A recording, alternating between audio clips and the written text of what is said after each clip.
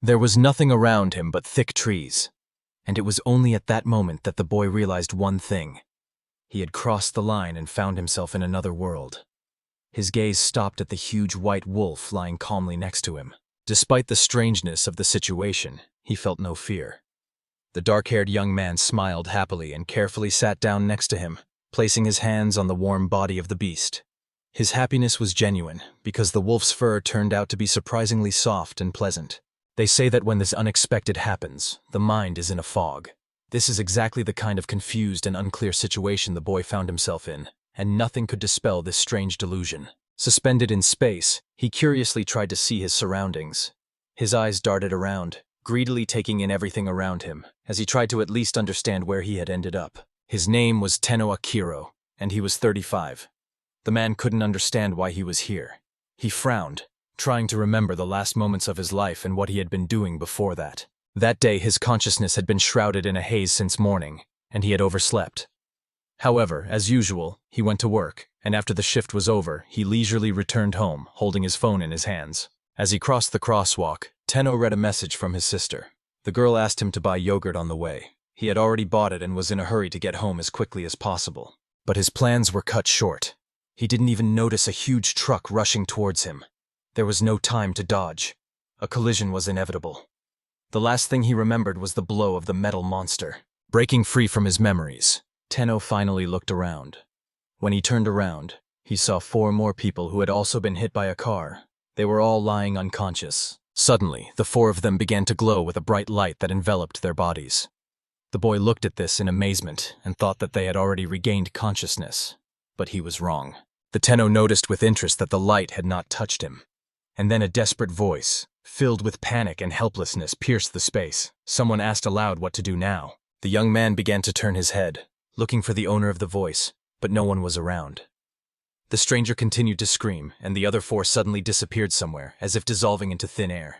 The voice continued to echo through the space, arguing with someone about their having already been discovered. The other interlocutor responded in a muffled voice, admitting his own powerlessness and inability to change anything. And then suddenly one of them noticed that there was one more person left in the space. The Tenno listened to the conversation with embarrassment, feeling that he should not be here. Then the voices exclaimed in surprise, drawing attention to the dark-haired boy who remained nearby. They had not suspected his presence before, and this surprise struck them. Listening to their words, the Tenno realized that he was not supposed to be a part of this.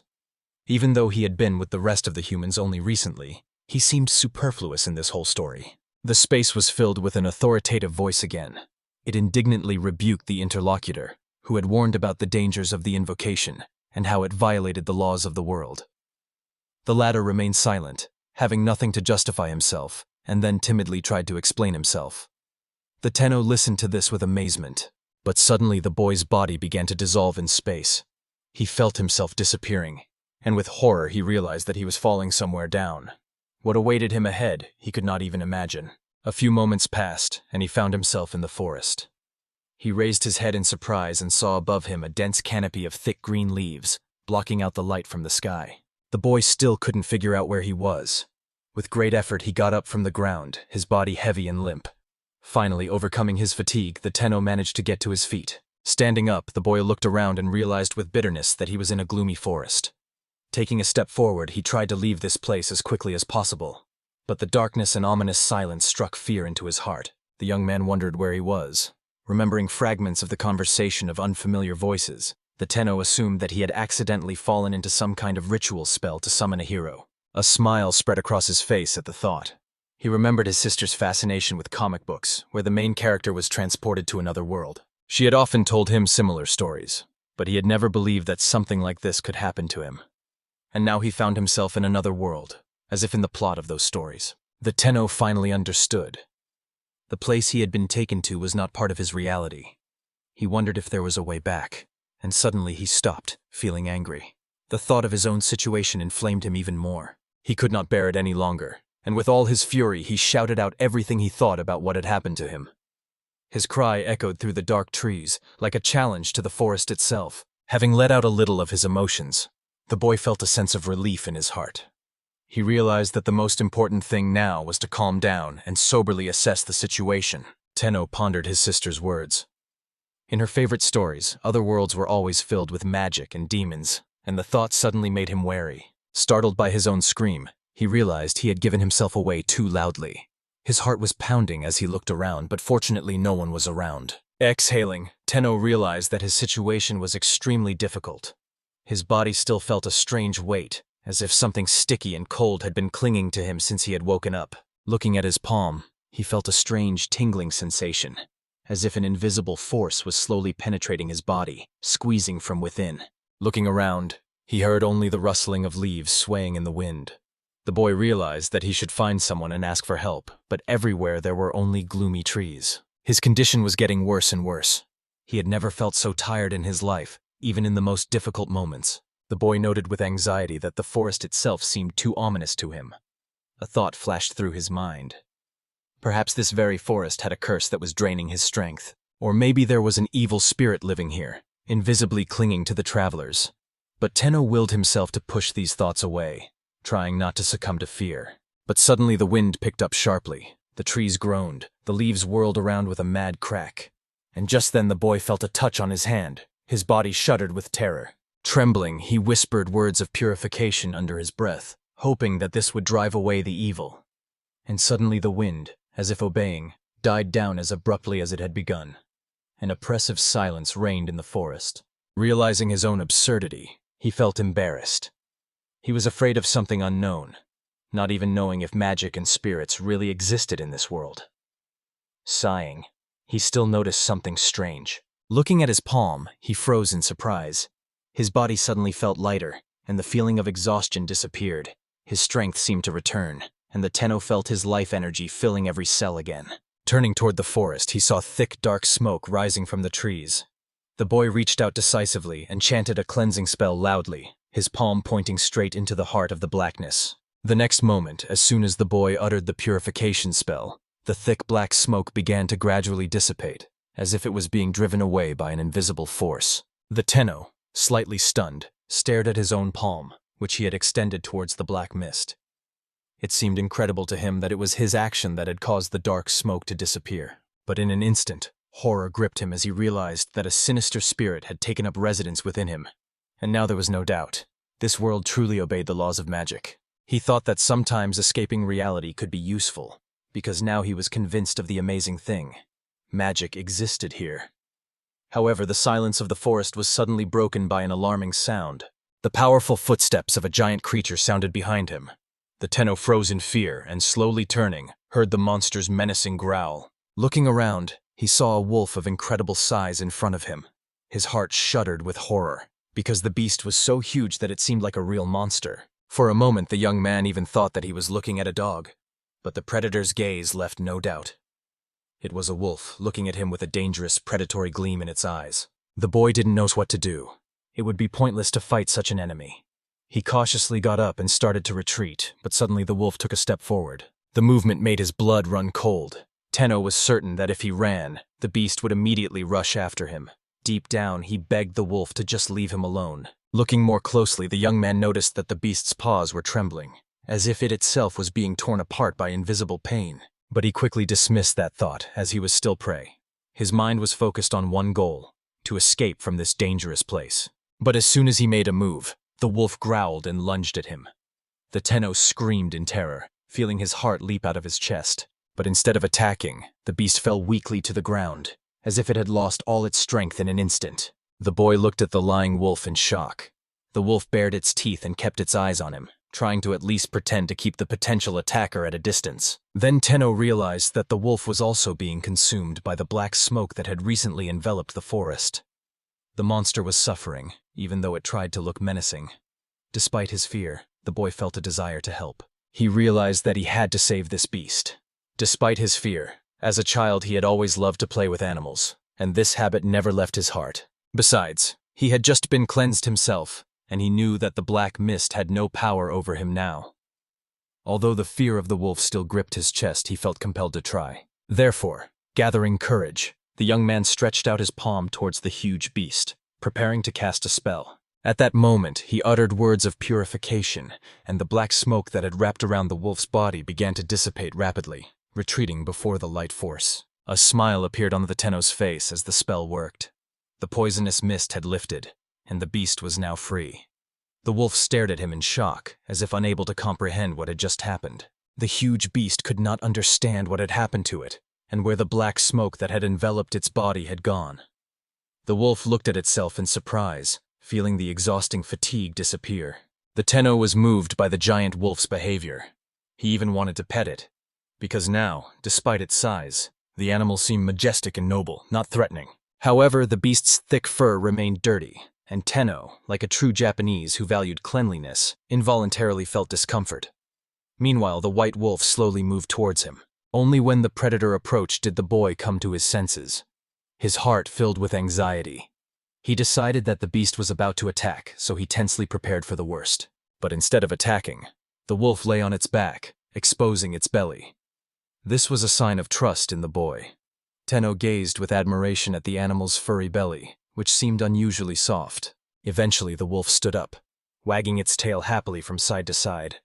The young man thought about how to clean the dirt from its fur, and deep down he hoped that magic could help. So the boy cast a cleansing spell. In an instant, the dirty fur turned to shining white, and now the wolf looked even nobler than before. The Tenno could not take his eyes off the renewed beast, whose beauty was striking.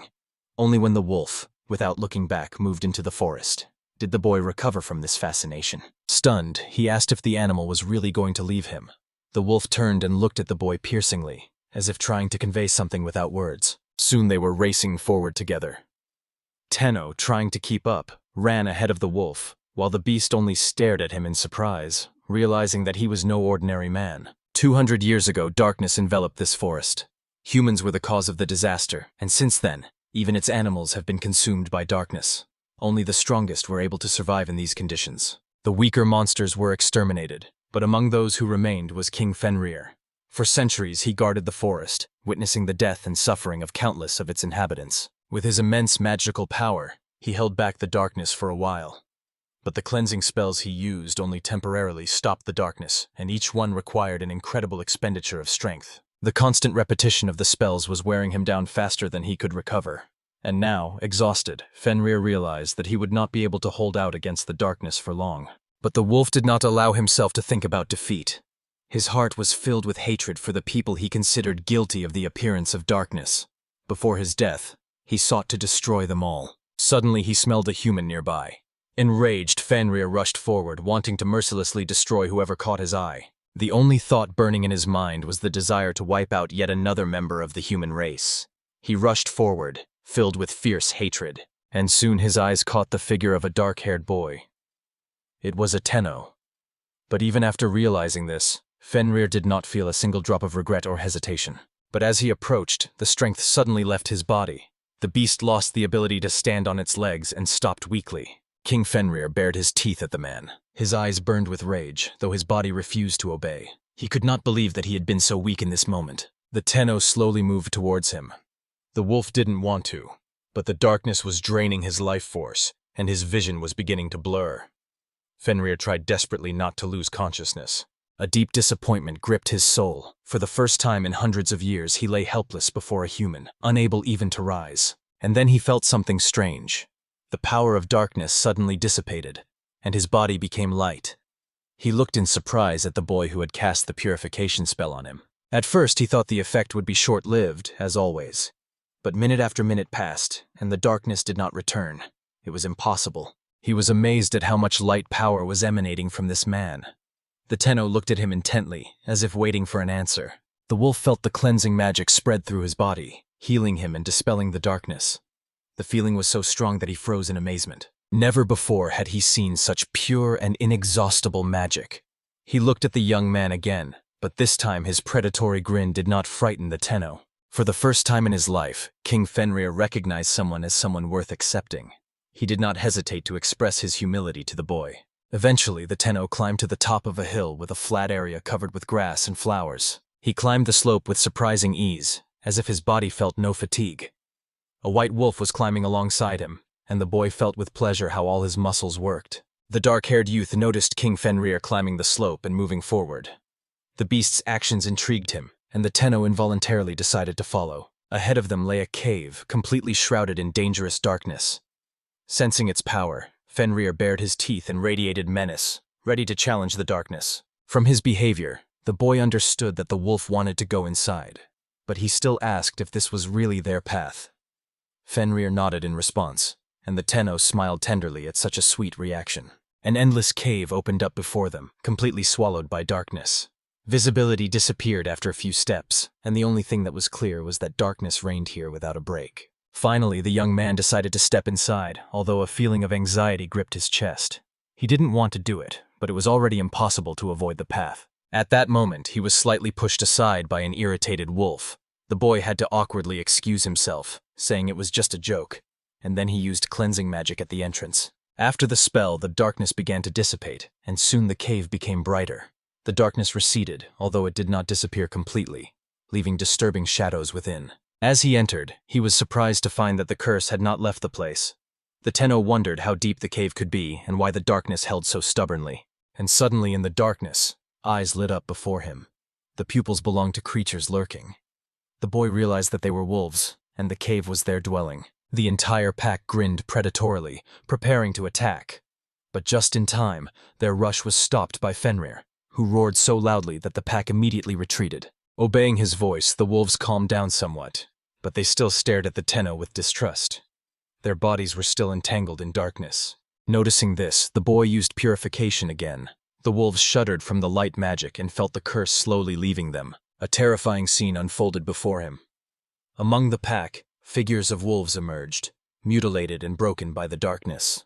Their bodies were crumbling before his eyes. Fenrir looked with malicious despair at the 6 subjects who had been devoured by the darkness. The other wolves bowed their heads, mourning their lost kin. This struck the Tenno's heart.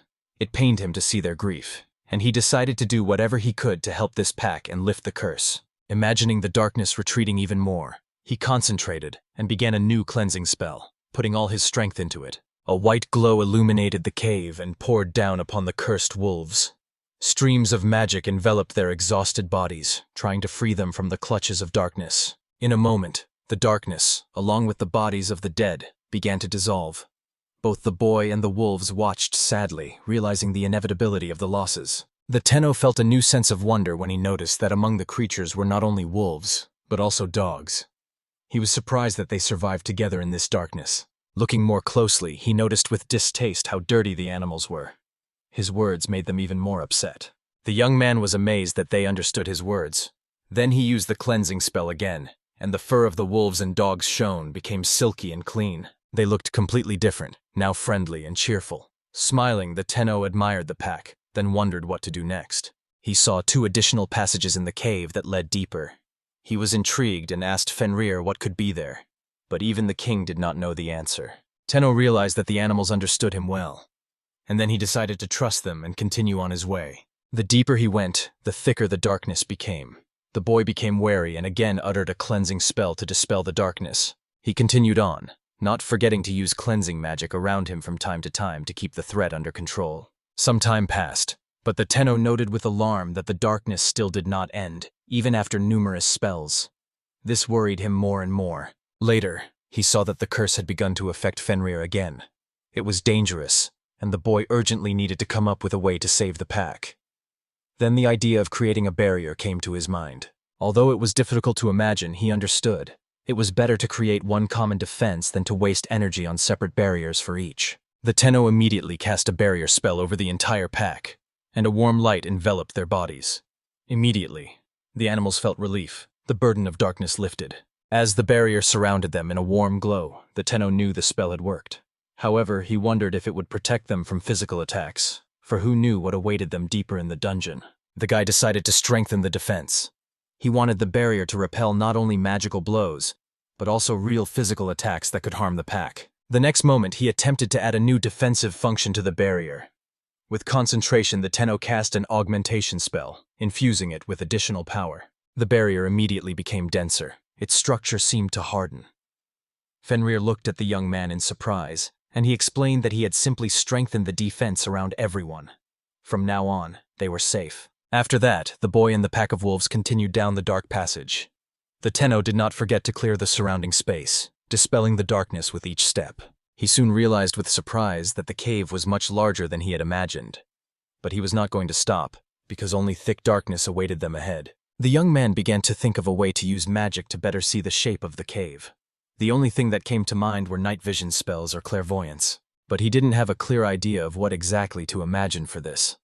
The difficulty was learning to see space without relying solely on his eyes. Finally, the Tenno tried 2 spells at once: night vision and spatial perception. He closed his eyes and immediately felt the surrounding space in his head. Although it was only a projection in his mind, the sensation seemed surprisingly real. The young man wanted to cleanse every inch of this cave and immediately released a wave of cleansing magic. The darkness began to recede. To prevent it from returning, the Tenno secured a barrier within the cave walls. Smiling, he was finally able to see the space clearly and distinctly. Suddenly, the whole pack growled and grinned, looking in one direction. The young man became alert and looked in the same direction. There, a giant black boulder grew in front of him. The boy was surprised, but a moment later a flash of light exploded from within, illuminating the entire cave. He barely had time to shield his eyes from the bright light. When he looked again, the boulder was embedded in the wall, and a cold sweat ran down his skin. Confused, he realized something had hit the barrier. Frightened, the Tenno asked Fenrir if the stone could be cursed. The wolf did not answer, but only looked at him sharply and piercingly. The young man was fascinated by the greatness of this creature despite the danger, but his emotion vanished in an instant as the black boulder attacked again. The barrier saved them from harm, but the stone relentlessly tried to break through the defenses. The Tenno began to suspect that the boulder was alive. Fenrir's behavior reminded him of their first encounter. Then he decided to try a cleansing spell against the boulder. However, the cleansing magic had no effect.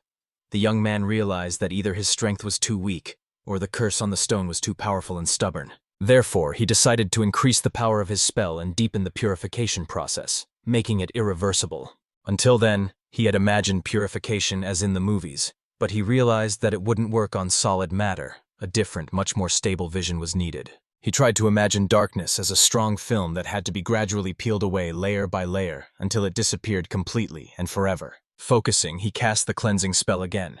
This time, the darkness really began to peel away from the boulder, like a thin shell. This struggle lasted a long time, but in the end, the black film finally fell away and melted.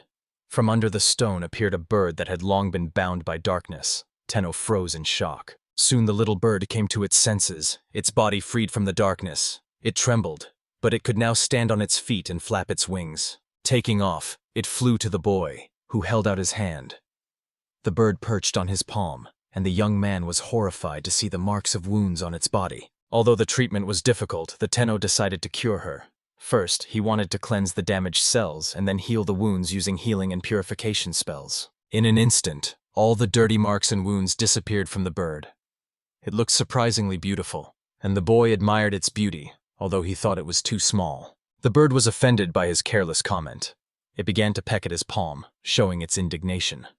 Tenno apologized guiltily. As an apology, he gently stroked her head with his hand. The bird snuggled contentedly and closed its eyes in pleasure, and the young man was moved and instantly forgot about the pain. Having finished cleaning the boulder created by the darkness, the boy decided to take a short break to regain his strength and gather his thoughts, at least for a moment. As the Tenno rested, his gaze fell on the cave walls, which glowed from the barrier he had created, protecting himself and his companions from the ominous influence of the darkness. Too much had happened to him in such a short time.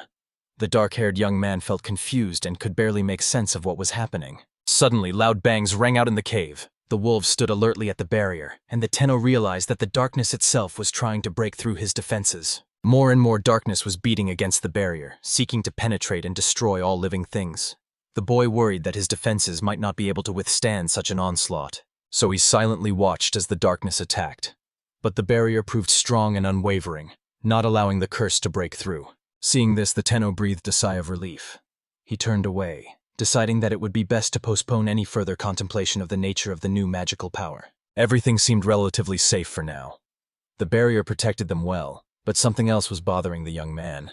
He had noticed a curious change in the wolf pack's behavior. He was surprised to see that the animals looked much more cheerful and lively. The wolves relaxed and even seemed happy. This worried him, for he had not seen them eat anything. Before they had looked exhausted and weak, but now they had revived, as if someone had fed them. But he didn't think about it for long. Whatever the explanation, the more important thing now was to find a safe place, water, and food. To survive, he had to take care of his basic needs. And even though he found himself in trouble, Tenno was determined to get out and not let this situation break him. He noted that the cave could have been a shelter for the night. If the space was cleared, they could spend the night there in relative safety. But first, something had to be done about the black shadow. The blows to the barrier did not stop, and the boy understood. If the defense was reacting, it meant that darkness was seeping in from within. This caused anxiety in his heart. He felt that he had to do something about it as soon as possible before it was too late. Using magic recently, he realized it was impossible to cleanse a place without understanding exactly where they were. First, he needed to fully explore the cave to know what he was dealing with. He tried casting a terrain exploration spell. A dim image of the forest surrounding them appeared before his eyes, but the dense dark shadow prevented him from seeing the details. He realized that if he looked from the other side, he might be able to understand something. Because of the thick darkness, he could not see what was outside. This confused him even more, and he frantically searched for a solution. Then the idea dawned on him. He could use the magic of clairvoyance. He needed the ability to see space from different angles. Specifically, he wanted to look from above, and a simple answer came to his mind. A drone. If he imagined the spell in the form of a drone, he would be able to survey the area. He remembered seeing drone footage on TV once, a crimson sunset over a majestic canyon. It made a deep impression on him. Inspired by this, the Tenno began to imagine a clairvoyance spell in the form of a drone. And suddenly, a system unit actually appeared before him, as if from his imagination. He succeeded. A monitor appeared before his eyes, clearly displaying a panorama of the forest. Darkness covered it thickly, and on the horizon rose a mountain with a flat top. The Tenno realized that they were on a large mountain. He even noticed the tiny entrance through which he had come here. In the scale of the entire mountain, it seemed almost invisible. Now all he had to do was imagine how he would cover this place with a barrier dome and cleanse the mountain of darkness. He remembered the curse-banishing spell and wondered. Perhaps by cleansing the shadow, he could finally destroy the curse on this land. He liked the idea and immediately cast a cleansing spell. On the monitor, he saw all the darkness dissipating, leaving the mountain free. The next moment, the boy erected a barrier dome over the entire area so that the darkness would never return. For a moment, everyone was blinded by a bright light. The wolves watched in shock at his actions. The Tenno felt an excess of power surge through his body. It was magic that overwhelmed him.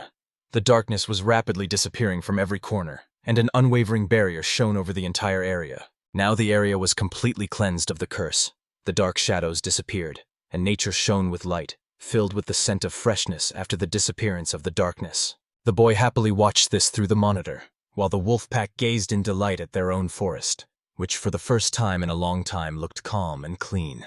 But within an hour, the Tenno was starting to feel uneasy, irritated that despite the barrier he had set up, the darkness had reappeared, and then he noticed a black shadow seeping in from within. The darkness was coming not from above, but from beneath the ground. This news stunned the boy, because it turned out that the barrier he had imposed was powerless against such a source. However, he quickly regained control of himself. Irritated and angry, the Tenno decided to take action and use magic again to stop the spread of darkness. The guy increased the radius and depth of the barrier, extending it into the ground itself, to forever cut off the darkness's path outside. He was determined. The Tenno swore to do everything he could to defend this forest, and banish the darkness once and for all. He used his cleansing magic with renewed vigor, and then he cast the barrier spell again. A bright light illuminated the entire area for a moment, and a protective dome rose above the ground again. When the patch of forest was completely cleared and fortified, the Tenno sank exhausted onto the stone floor. Physically, he felt strong, but mentally he was exhausted to the point of exhaustion. The constant use of magic had drained him. With an awkward smile, he noticed how his hands were shaking from fatigue. Leaning on them, he felt powerless and confused, dreaming only of returning to his world. His gloomy thoughts were interrupted by Fenrir, who came and lay on his lap as if for support. The Tenno asked with a tired laugh if he was truly a wild beast. He realized that he could not change anything about his situation. There was no point in feeling sad. The only thing he hoped for was that his magic would truly cleanse the mountain. He also realized how much he had changed since meeting the wolf. Meanwhile, elsewhere, deep in the night, under the light of 2 moons, the inhabitants of the kingdom slept peacefully, unaware of the trouble. But something strange happened in the palace. A dark, unhewn stone, radiating light, hung in the hall, and suddenly a crack appeared on its surface. The next morning, a servant brought the king strange news about the lord of the forest, Fenrir. The king, sitting on his throne, proudly awaited the good news. The servant continued, A glow was seen in the center of the forest, which spread to most of the land. The king smiled smugly when he heard this. He thought that this was the last flash of life for the king of the forest and his entire pack. After that, he ordered his subordinate to bring more sacrifices to the Devil's Stone. The servant immediately carried out the order. The king rejoiced at the thought of destroying the forest lord. He had very little time left to conquer the world along with this forest. He looked gloomily out the window and thought that the monsters that had been sleeping until now would soon wake up. To do this, he needed new victims.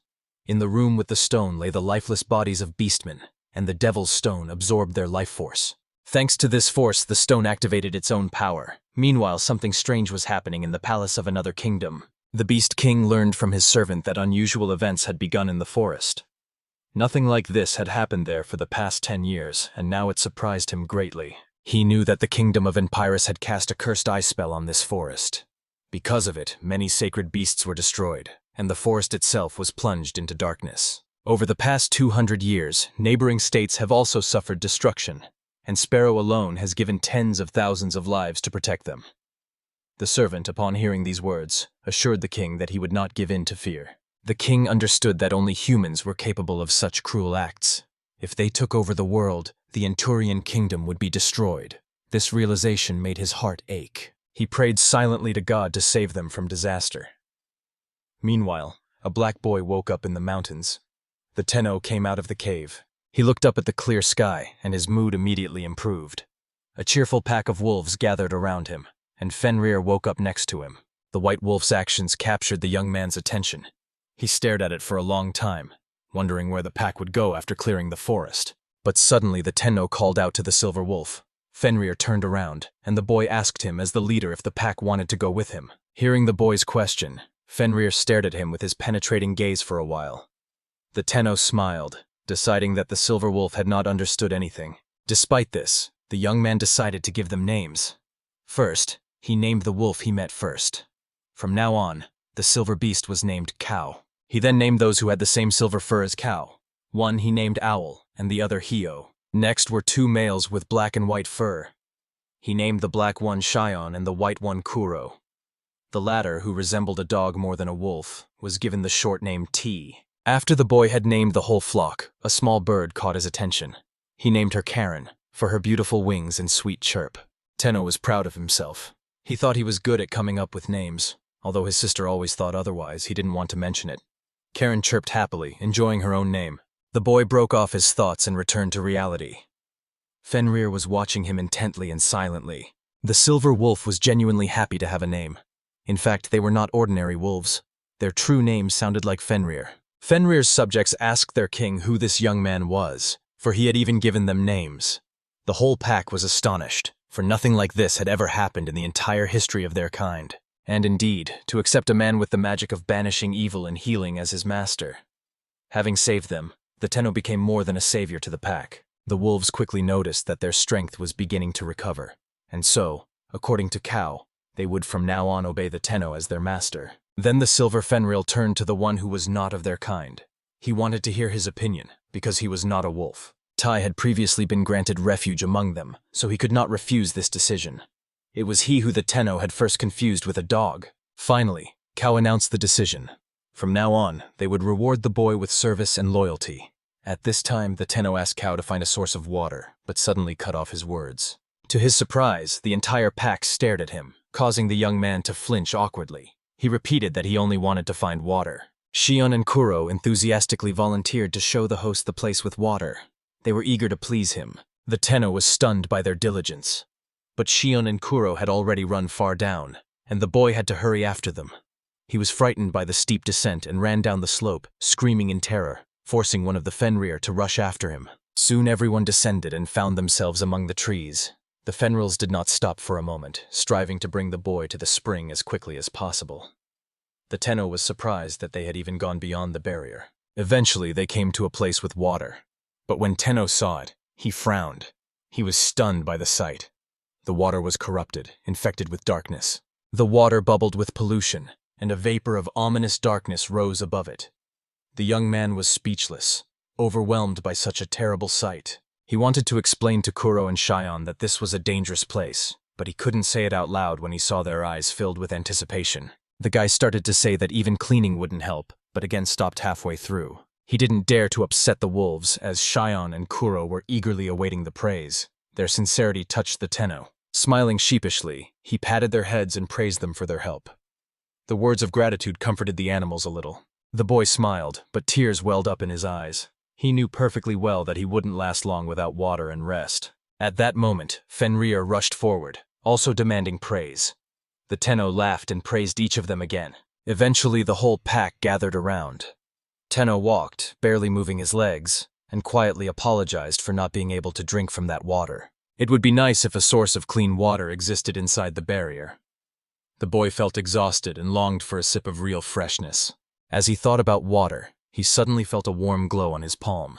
And at that moment, pure water appeared in his hand. He had summoned it with magic. All he had to do was imagine water, and it appeared in his hand.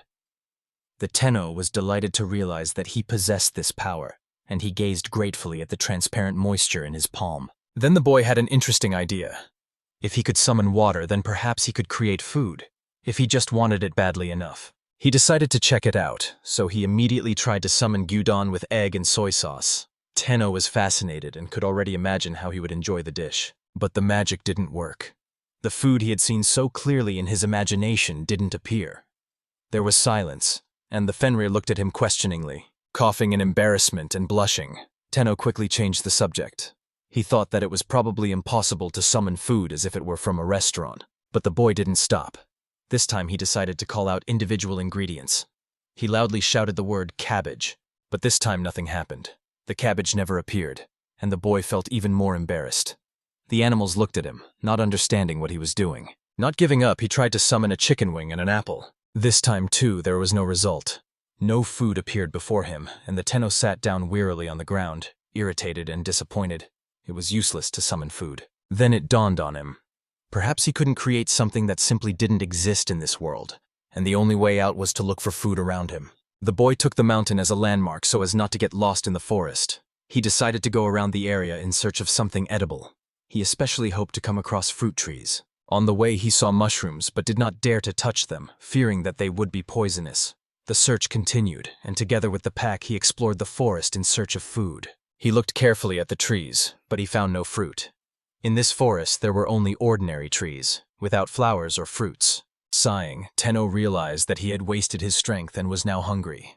Then the silver wolf Hio gently pushed him from behind. The wolf tried to get his attention. The boy looked at him in surprise and a little sadness, not understanding his actions. Meanwhile, Kuro, Shion, and Hio looked at each other and made an instant decision. The three of them immediately rushed to run somewhere. This stunned the boy. He didn't know where they had disappeared to, and just stared after them in confusion until they melted into the distance. Then the Tenno turns to Cow, pointing out the wolves' escape. But Fenrir only howled long, reassuringly, and showed no signs of alarm. This instantly calmed the boy down. He was even amused by the singing, although he still didn't understand anything. Cow continued to stare at the young man with his deep gaze. The Tenno thought that perhaps the silver wolf was finally beginning to think about the well-being of his pack. To support him, the boy said that the wolves would definitely return, and in the meantime, they themselves would look for some more supplies. But he was still worried about the three who had disappeared. With these thoughts in mind, he moved on with the pack, continuing his search for food among the tall trees. His stomach was growling loudly with hunger. Tenno felt that this was becoming a serious problem, since he had found nothing. He didn't know what to do next. There were neither flowers nor fruits in this world. The young man was thinking about survival when suddenly something nearby caught his attention. He found a new cave. Joy instantly flared up in him, and the boy examined the find with curiosity. Remembering that the previous cave had been too narrow and had a narrow exit, the Tenno was glad that this time the space seemed suitable for parking. However, he reminded himself to be careful. First, he used magic to scan the cave. The space was illuminated with light, and the young man saw that it was surprisingly spacious. Inside, he also noticed a passageway that rose 2 or 3 stories high. The Tenno was completely captivated by the sight of this cave, but suddenly he felt something and stopped his clairvoyance. Right in front of him lay a huge demonic boar, fallen, and Shion, Kuro, and Hio stood next to him, howling happily. Tenno froze in shock at what he saw. He screamed in surprise, for before him lay a gigantic wild boar, completely soaked in darkness. And only now did the boy understand. The 3 wolves had gone hunting. Shion, Kuro, and Hio howled proudly, confirming his guess. The Tenno was moved by this lovely sight. The three wolves looked surprisingly adorable. But when he turned his gaze to the prey, he realized with horror that before him lay a hideous demonic boar, the sight of which did not arouse any appetite at all. However, he could not refuse his three hunters. They had gone hunting specifically for him, and their efforts could not be ignored. So the boy resigned himself to eating the boar. Hio looked at him with eyes full of expectation of praise, and Tenno felt his heart melt. He hugged the three wolves tightly at once, while Shion, Kuro, and Hio contentedly enjoyed his caress. Although the boy was also happy to be able to pet his new friends, he was aware that a much less pleasant task lay ahead, dismembering the carcass of a demonic boar. After thanking the hunters, the Tenno set to work. First, he cast a spell of purification from darkness on his prey, imagining it in the form of a powerful vacuum cleaner, sucking up every last drop of curse. But the darkness was too thick, and cleansing was difficult. He concentrated, trying to dispel everything that was imbued with the curse. Finally, the black energy evaporated and disappeared from the boar's body. The Tenno exhaled with relief and moved on to the next stage. He began to prepare the meat to make it fit for eating. After cleaning, it shone with a juicy shine, and even the wolves salivated at it. The pack was delighted with their master. Examining the carcass, Tenno noted that it looked like an ordinary boar, but it was still a magical beast. This made him wonder about his companions. Perhaps they, too, had a magical nature. But as soon as he met their naive and sweet gazes, all doubts disappeared. These creatures seemed too simple and sincere. He decided he was probably wrong. They were just ordinary, cute wolves with no hidden magical powers. Meanwhile, the wolves were looking hungrily at the meat, and Tenno realized that they wouldn't eat it raw. So he would have to cut up the carcass himself. This did not please the boy at all. He noticed Hio looking at him again with hope, and he had to repeat that he would definitely taste the meat, which pleased his favorite. Then his gaze fell again on the cleaned carcass. The boy did not know where to begin the dissection, and stood there, confused. He tried to calm himself down and decided that since he wasn't ready for this yet, it would be better to freeze the meat so it wouldn't spoil. He felt sad when he remembered his own refrigerator on his homeworld and the expensive strawberries he had bought with his salary. But concentrating, he cast a cold spell. In an instant, the huge carcass of the boar was covered in ice. Steam rose from it, and the wolves looked at the frozen meat in amazement. They looked at the young man with a questioning look in their eyes, but the Tenno only breathed a sigh of relief. He had dealt with the freezing. The next step was to get rid of the fluids inside. But just thinking about it made his body shake with disgust. He didn't have the courage to do the job. Then he decided to use magic. The guy imagined that biological fluids were ordinary water that could be easily removed. But there was a risk. The meat could dry out completely. So he decided to first look inside the carcass in a magical way. What he saw disgusted him. His legs gave way at the sight and he fell to his knees. The young man felt utterly defeated by the sight. The wolves were worried about his condition and thought that he did not like the meat. After all, he had frozen the carcass, and they themselves preferred fresh meat. They looked sadly at their master, for they felt that they had failed to serve him well. Meanwhile, the Tenno puzzled over how to dispose of the blood. He had the idea of taking the vessels outside and burning them. He decided to try this particular method and prepared for action. Using magic, he began to carry out his plan. One of the wolves even thought that their master had no fangs, so he would not be able to eat on his own. Hio, Shion, and Kuro wanted him to give them the order so they could tear the carcass apart for him. But the young man used something else, teleportation magic. In an instant, all the boar's blood vessels were outside. The wolves drooled at the sight of such a treat. But to their horror, the Tenno ignited the vessels with magical fire and destroyed everything. The Fenrir were stunned. They stared at him in silence, eyes wide, while the young man noticed how the flames had slightly scorched the meat on top. The guy realized that it was easy for him to clean the external contamination, but a more difficult task lay ahead. He had to remove the boar's entrails and wash them thoroughly. Tenno had only had experience with fish before, so he didn't know exactly what parts to remove from a large animal. The young man began to mentally list the internal organs, but these thoughts suddenly made him feel sick. He immediately threw away the images of the organs and used teleportation magic to avoid it. The next moment, the entire insides of the boar were outside. The wolves smelled the delicious smell and, unable to restrain themselves, began to drool. But immediately the boy used the flame again and burned everything to the ground. The wolves recoiled in fear, not understanding such an act. The Tenno couldn't stand the smell, so even though he destroyed the unnecessary parts, he was still dissatisfied. He decided to do it with his eyes closed next time, which stunned the wolves even more. But he realized something important. He not only cooled and froze, but also knew how to burn. so he actually mastered the basics of elemental magic. Now he wanted to cut the meat, so he asked the wolves to move away. But when he turned to them, he noticed that some of them looked depressed by his actions. Focusing, he began to cut the carcass using air magic, separating the meat with quick, sharp movements. Now the pieces were lying in front of him. All that remained was to remove the skin from the portions received. The Tenno chose one piece for himself. He had to cook it well, otherwise he wouldn't be able to eat it. He offered the rest to Cow and the others. The king cheerfully allowed the hunters who had captured their prey to take their portions first. Shion, Kuro, and Hio happily rushed to the meat. Then T approached Cow and asked that after the meat was divided, he too should get some. Cow readily agreed and promised to share with him. After all, as long as T was in the pack, they would support him. After all, everyone was in the same position now. Tai praised Cow for his wisdom, but Cow reminded him that he himself had once been the king of his pack. But Tai did not consider himself a king. He had failed to protect his comrades and believed that he had no right to be called that. He could only hope to find at least a few survivors. Cow reminded him that he too had been given a name by the Tenno. Now his name was Chai. This comforted him and gave him strength, and it was at this moment that a sudden cry was heard. It turned out that the boy had burned his hands. His palms were scorched from an unfortunate touch of meat. He looked down at his own fingers. With a sad sigh, Tenno asked the wolves for a piece of meat. He felt sorry for the lost food.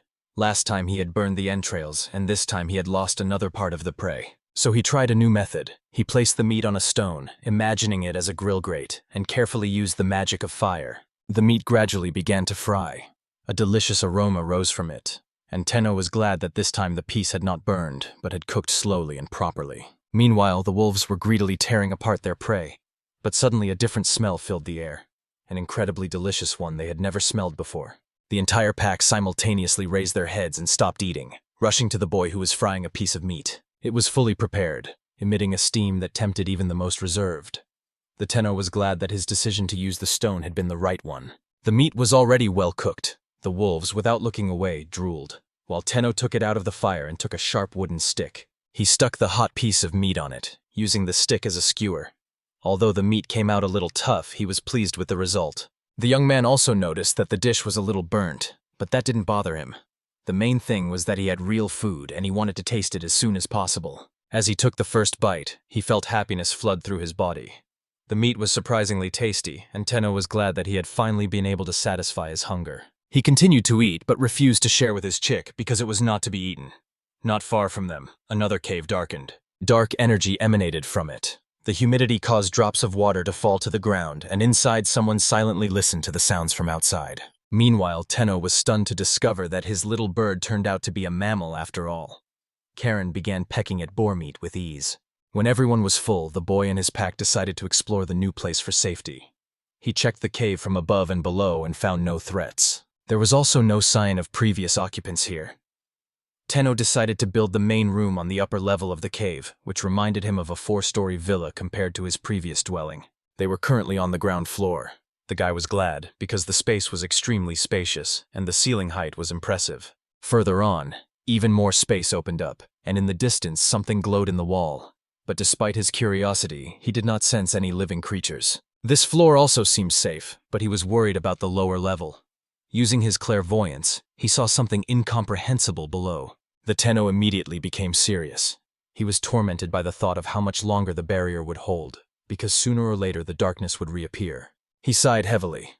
In any case, he had to check what was going on down there, although he didn't want to go down there at all. He hugged Cow, feeling sad. The silver wolf gently supported him, and the boy thanked him warmly. Feeling relieved, he and the pack headed downstairs. As he descended, the Tenno walked carefully so as not to trip over the stones, while the wolves walked ahead, peering warily into the darkness. Finally, they reached the lower level.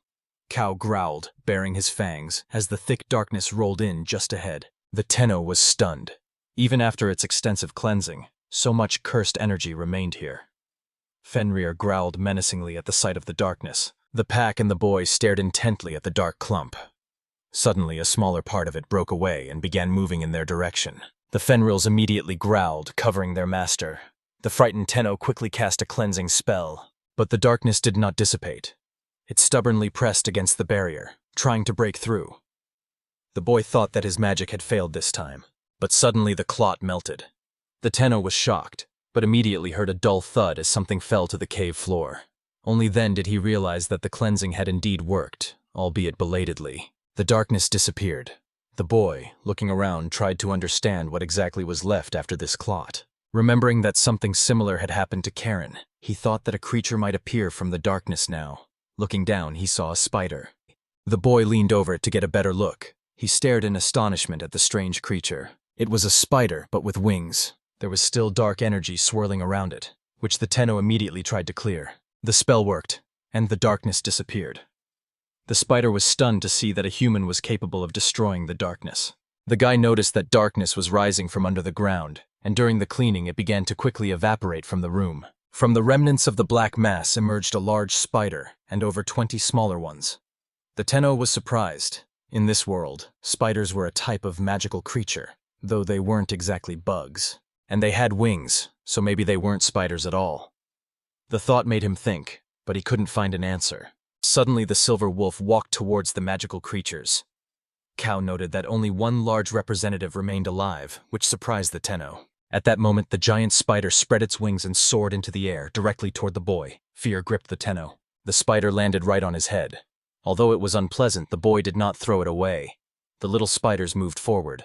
They easily jumped on Xion, and the black wolf shivered from the feeling of the spiders clinging to his fur. He spun around, trying to shake them off, while the Tenno watched the scene in confusion. But he later realized that they had no hostile intentions. Soon they had reached the second level of the cave. The Tenno noted that it was also quite spacious, but they had to check every corner. The Tenno remembered that earlier he had merely uttered a spell, and it had worked, although he himself did not quite understand how it had happened. My sister's words came to mind. To use magic, you need to have a clear image in your head, but in practice, everything turned out to be more complicated. He decided to test the theory and tried to conjure up fire without any image in his mind.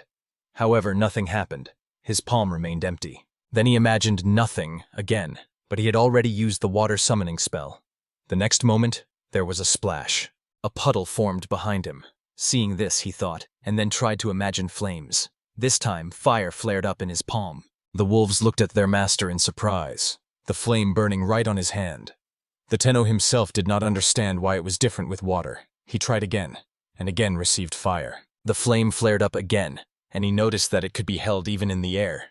It turned out that the main thing for the new magic was a clear image. If the image and the spell were combined at least once, they were fixed in the memory, and later it was enough just to pronounce the words without straining the imagination. This was important, because continuous concentration exhausted him. But suddenly the fire shifted to the side. The boy noticed this and understood. The wind was pulling through a crack in the wall, and it was he who made the flame change direction. The Tenno tried to peer through the crack, but despite its width, they saw nothing. There was no dark energy there. Then he thought of lighting the crack with a fireball. But when he put the idea into practice, the flame turned out to be too bright and momentarily blinded everyone. The young man realized that he had overdone it. He was touched by how gently the wolves covered their eyes with their paws. He smiled guiltily and asked for forgiveness. Then he tried to make the ball smaller, but now it was too dim. He had to increase the glow a little again. Having done this, the boy fell to the floor exhausted. Using precise spells took too much strength. The wolves watched him with anxiety and admiration. After resting, he looked into the crack again. The fireball helped him see the glow of some shiny stones inside. Suddenly a winged spider flew into the crack. It snatched a small piece of stone and returned. Descending into the boy's palm, the spider placed the shiny find directly into his hand. The Tenno was delighted by the beauty of the silvery stone. He thanked the spider sincerely and even called it the leader of the spiders. The spider just stared at him in silence. And then, as if ashamed, it hid in his hair. The boy watched in amazement, realizing that he had accidentally called him the chief among spiders. But his attention was quickly distracted by the wolves, who were staring intently at the crystal in his palm. The young man decided that the stone was indeed rare and put it in his pocket. Then he wondered if similar stones could be found on the upper floors. But he decided to leave that for later. The Fenrir marveled at his calmness. After making sure there were no more cracks, he finished inspecting the cave. When he took out his things from the bag, the boy found only his wallet and some papers. He felt sad. He had hoped to find something more useful since his phone was lost. After inspecting the new dwelling, Tenno made a plan to find people. He also needed to think about a place to sleep. It was impossible to sleep on a hard floor. Your body would be numb in the morning. He dreamed of something soft, and suddenly he saw that with the help of magic he could polish the floor. The pack looked at this with surprise. The boy was embarrassed by their looks, but soon he enthusiastically made smooth not only the floor but also the walls. The wolves were amazed. Their master had transformed the stone cave into a comfortable and cozy place. The wolf growled approvingly, recognizing it as a new home. However, the others were ahead of him and were the first to run deep. But because the floor was too smooth, they slipped and almost fell. The Tenno was embarrassed, and Cow felt embarrassed for looking so disheveled. The boy understood that precision magic required considerable skill. Meanwhile, the dark energy tried to break through the barrier again, but the defense withstood the blows. The winged spider watched all this from afar. Once upon a time, winged spiders were masters of hell's flames. They could freely withstand fire and drag prey into lava from the bowels of the earth. Their clan kept everyone in fear. Those who happened to see them were doomed to death. They were called the Guardians of Destruction, the Chirini. But now only one adult of the entire species survived. The others had turned into small winged spiders. This was their reduced form. Protecting their offspring, they spent almost all their magical power and miraculously survived. But the spider did not understand why he did not disappear himself under the influence of such strong magic. Suddenly he heard Chirini calling him. It was the king of the Fenrir, a silver wolf. Cow recognized the old TRNA in him, and mockingly noted that he was now too small compared to his former self.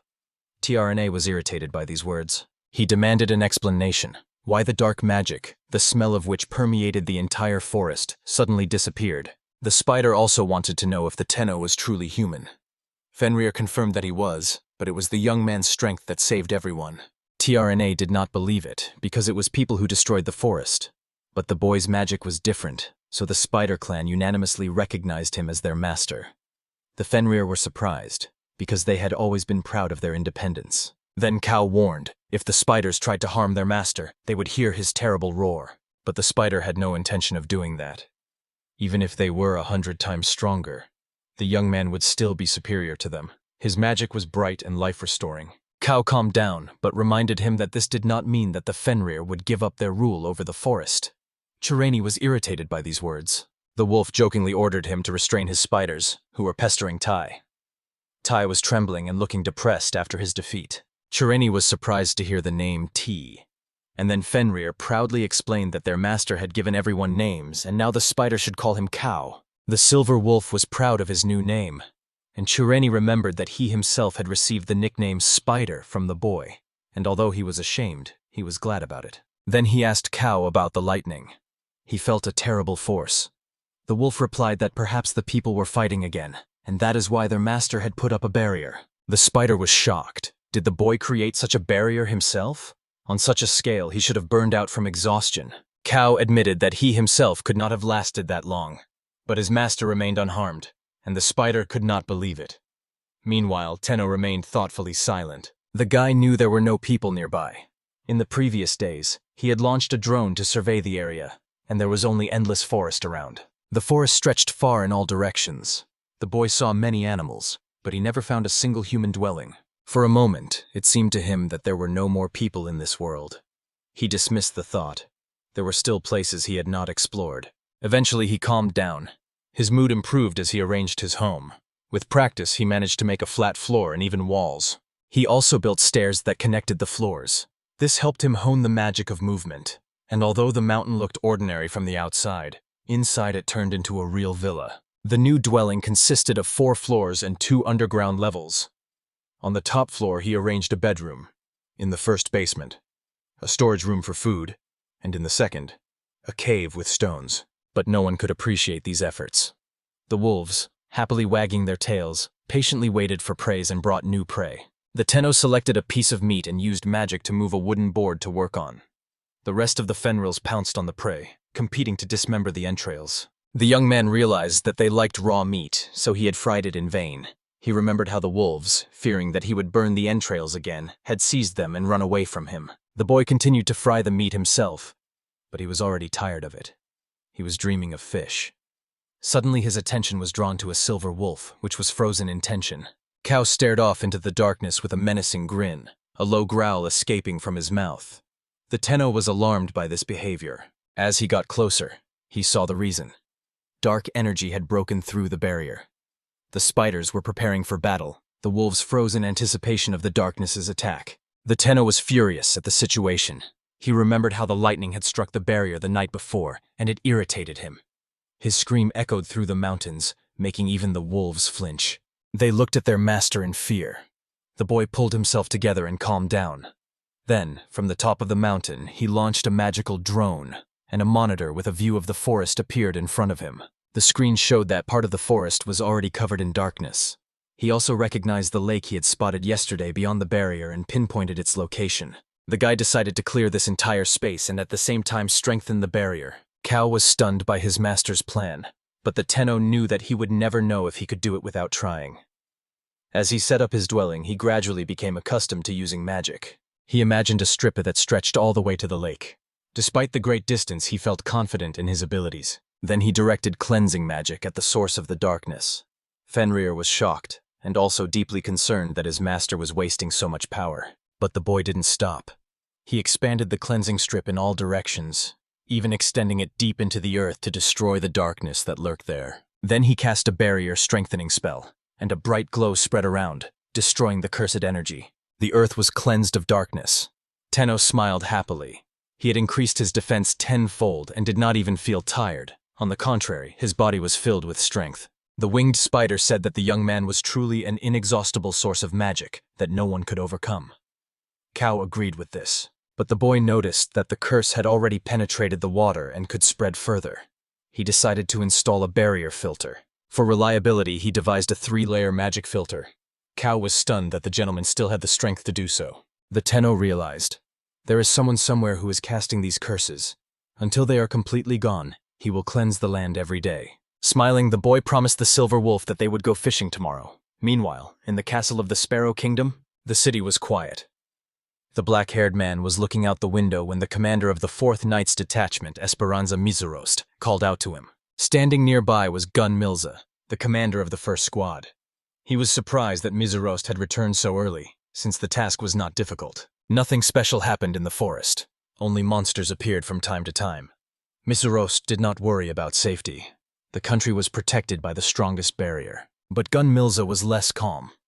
He was troubled by a light that had suddenly flared up in the center of the forest a few days earlier and spread in all directions. Using a magic stone, the king ordered to check if this was not the power of the Lord of the Forest. After all, no such changes had been noticed since birth, and it is unknown whether he had any followers at all. Gun Milza wondered, if this was truly the Lord, how did he retain such power? Mizurost was silent for a moment. He then reported, embarrassed, that this had led to an increase in the number of people and scouts in the region. But he did not consider this a cause for alarm. With the power of their king and mages, they could attack other states for centuries to come. In addition, a powerful barrier protected the country from the outside, and knights ensured security inside. After these words, Mizurost said goodbye to Hano and hurried to the bathhouse, while the commander of the first detachment remained with a feeling of unease. After all, it was in the center of the world and the forest that the two-eyed stone operated, a source of magic that had long radiated immense power. Many magicians died because of its study. Thanks to him, the king and the magicians were able to stop aging. The research lasted for hundreds of years, and people aged very slowly. As a child, Gun Mills had not thought about it, but now he understood. Their rule was only maintained thanks to this stone. Along the way, he saw a crowd of beast-like creatures. They walked dejectedly, with empty eyes and emaciated bodies. They had tags around their necks that were used to control them. Gun Milza paused, contemplating this sad scene. Behind the creatures walked an evil old man with a whip. He did not even consider them to be people, and furiously whipped the slaves, urging them on. Gun Milza turned to the old man with the whip, asking why there were so many prisoners today. The man immediately calmed down and spoke respectfully. Milza just passed by, but the old man explained with a smile. The number of prisoners had decreased significantly recently, all because of donations. But to his joy, there were soon to be more victims. Gun Mills, upon hearing this, did not share his joy. Suddenly, the commander of the 5th detachment, Gamul, approached. Of all the others, he was the most eager for battle. Milza did not like him, and now he immediately noticed that he had a new sword. It turned out that the king had personally given him a blade, the same as the ruler's own, filled with powerful magic. Gamul wanted to test the weapon on the captives. The sword could suck all the life juices from the body. Milza barely restrained himself from stopping him, but it was too late. Gamul approached the crowd. The old man happily announced that these prisoners had been specially selected for the ritual.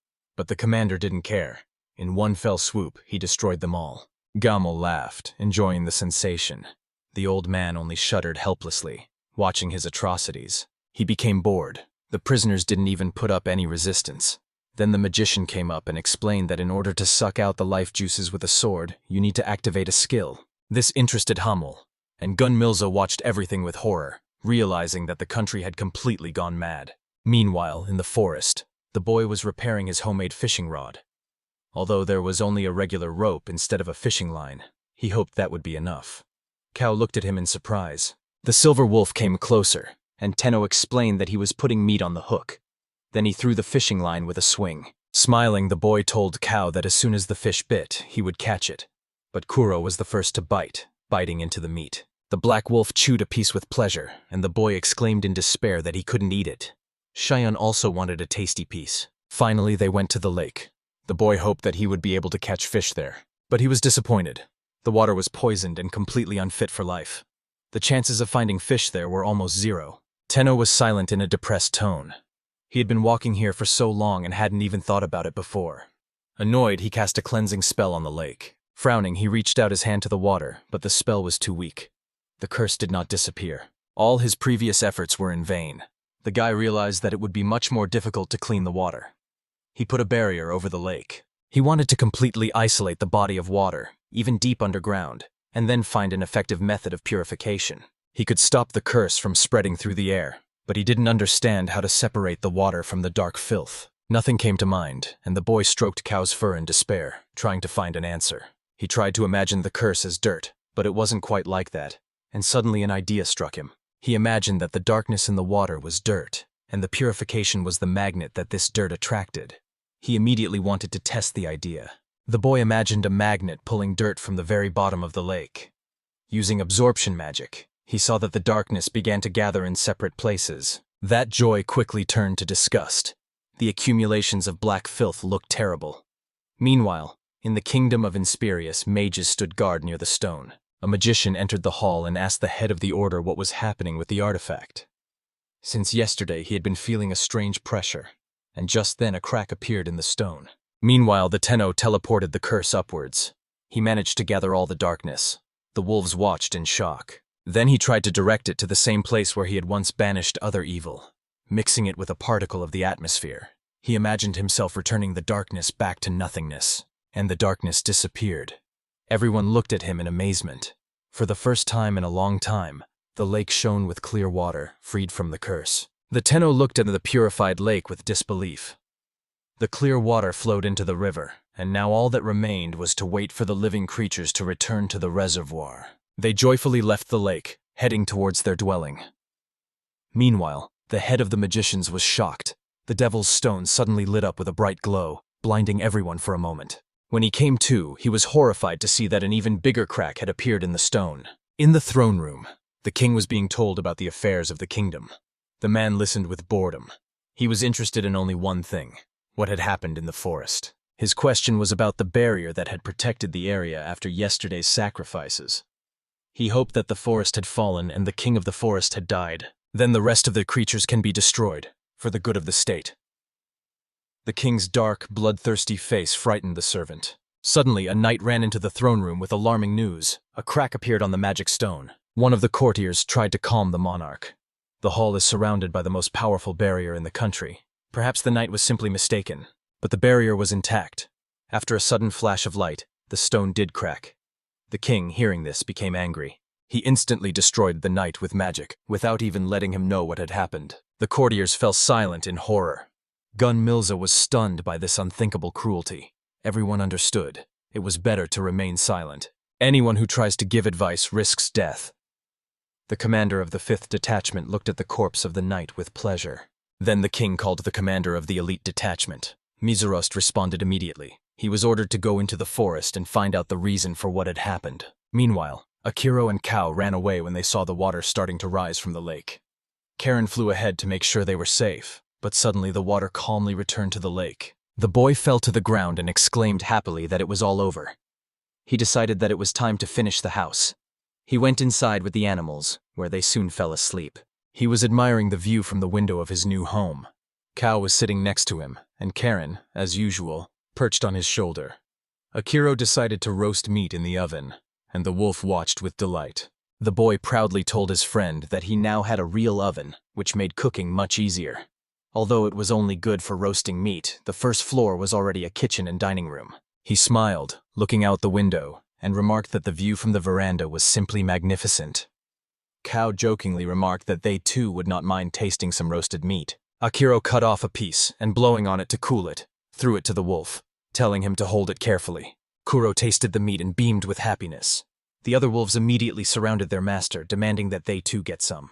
The guy replied, confused, that yes, it was possible, but only a little. He felt Chai's watchful gaze on him. Akiro called him closer and smiled, saying that he always kept to himself, and they were friends. He deserved a piece of meat too. T, trembling with excitement, asked if it was really possible. When the owner confirmed, he was delighted. Shion immediately announced that next time he would also get more. T exclaimed happily that he would definitely eat it. The wolves gathered in a circle and greedily pounced on the fried meat that Akiro had prepared. The boy laughed embarrassedly and decided next time he would have to cook more. In addition, he already had his own bathtub. When he entered it, he exclaimed happily that he felt great, because the bath turned out to be simply incredible. Smiling, the boy noted that thanks to magic, he had easily created water and heated it. Previously, he had only managed with a purification spell, but a bath was completely different. He admitted that it was difficult without soap, so magic remained the only salvation. He created a large pool for himself and the animals so that everyone could bathe. He noted thoughtfully that they had all gained weight recently. Would they fit in the bathroom now? His next wish was to create a toilet. The boy imagined it, and when it came out, hugged the created thing, almost crying with joy. But as soon as he was left alone, Kao would run after him every time, considering it dangerous for him to be in the forest alone. Akiro tried to push him away, explaining that he didn't have to be around all the time. But it was hard for the wolf to prove why his master should be left alone. The guy smiled and said that now the problem was solved.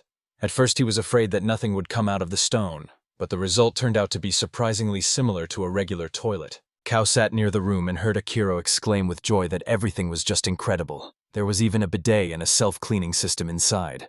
The magic impressed him more and more every time. The wolf burst into the room and happily asked what the owner was doing.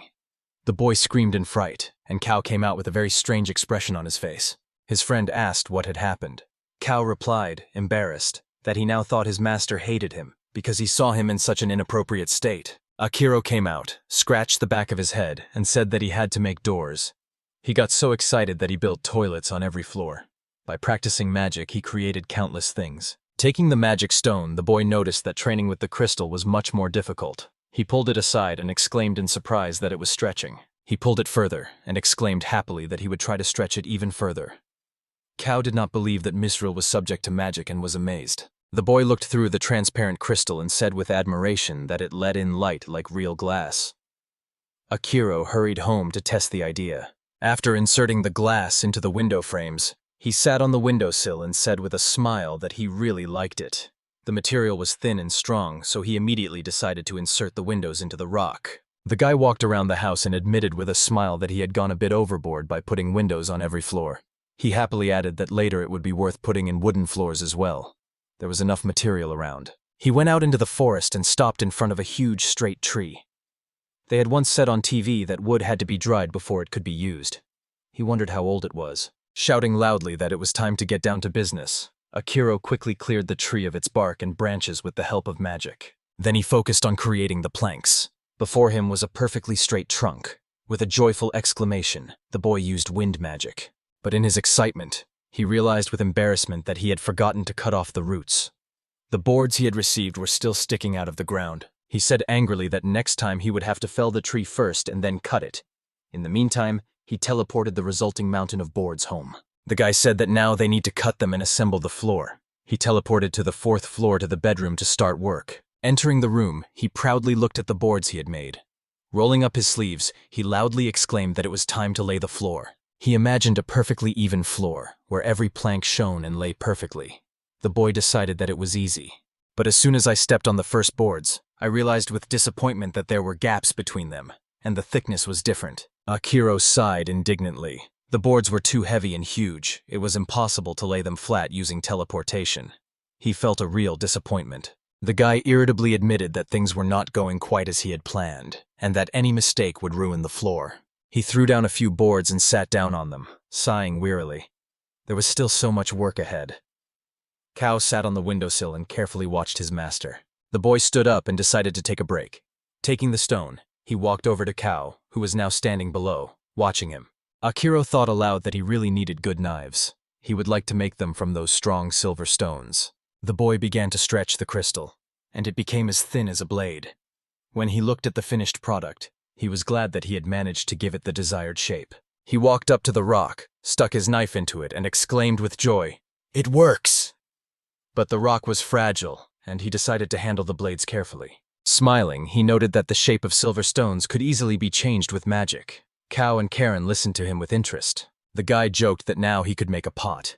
He began to stretch the material, dreaming of dishes other than meat. He added that later he would need kitchen utensils, door and window hinges, and an exit on the 4th floor. Finally, he showed the doll he had made from the material and exclaimed happily that it was something cute. He hadn't worked with clay in a long time and it was a real pleasure. Cow yawned loudly from boredom, and Akira lined up 3 dolls, picked up the stone, and looked at it carefully. He said thoughtfully that this stone shone as if it could be made into glowing eyes. The boy made another doll and placed it next to the others. Taking the next stone, he smiled and decided to make a few more. He really enjoyed the process. Night fell quietly, and everyone went to bed. The dolls were left standing on the windowsill. In the morning, Akira woke up with a sleepy groan and saw Cow standing up from his seat. The boy grumbled that it was good morning, but that they should let him sleep a little longer. But suddenly he noticed the floor. It was laid out perfectly flat. He exclaimed in surprise. Akira couldn't understand who had done it, because the boards were shining without a single flaw. Then he heard a voice saying that the entire floor should now be finished. Looking around, the boy saw puppets pulling the board. They worked in unison and even had a commander to guide their actions. The dolls measured the length, and if something didn't fit, one of them would cut off the excess with a knife that Akira had once created. Thanks to this, the flooring came out perfectly even. The wolves looked at the new residents, then at the owner, and the boy, turning away from Cow's gaze, said in embarrassment that he didn't know how it happened. But now there were 9 of them. Akira asked himself in confusion, "Are these the same dolls he made yesterday? And why are they moving?" Meanwhile, they were already dragging a new board to finish the job. The boy awkwardly remembered that, while creating them, he had been thinking about the fairy tale about the dwarves who helped the shoemaker. As he fell asleep, he involuntarily imagined how nice it would be if the floor finished by itself. He was shocked. So it had all happened through thought. Opening the door to another room, he found a single doll sitting alone on the windowsill. He took it in his hands and said sadly that it must have turned out like this because he had no idea when he created it. Then he turned to the others who were pulling the boards. He loudly ordered them to stop and announced a general assembly. The dolls immediately ran up and stood in a row, awaiting his orders. The boy noticed, confused, that they were really listening to him. The dolls were watching intently, and he placed the lonely one next to the others. Then he confidently told her that she was now a robot assistant, so she had to move. The doll stood up and joined her friends, waving her arms happily. The boy smiled. She moved as if she were alive. He said he trusted her, and the dolls immediately ran off to continue their work. Akira exclaimed happily that it was wonderful. They were fast, agile, and cute, which meant it was much easier for him. The wolves sat warily behind. They howled in fear, saying they were golems, the same ones humans used in war.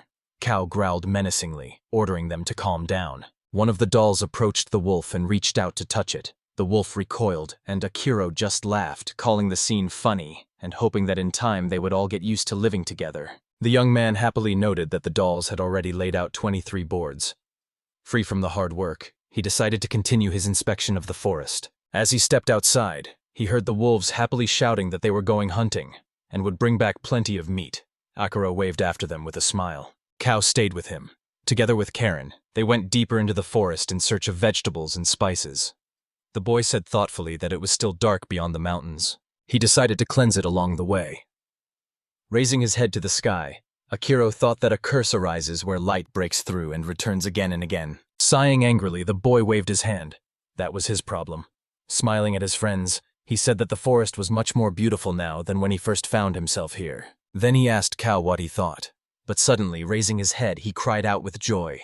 He saw the fruits that had just ripened on the trees. The boy sighed happily and touched the trunk, but sadly noted that he would not be able to climb that high himself. After a long search, it was unfair. But suddenly a spider jumped out of the trunk. Akiro, happily surprised, exclaimed that it could climb. One by one, other spiders began to appear after it. The young man counted in amazement. Now there were 8 of them. Looking closely, he noticed that they had no wings.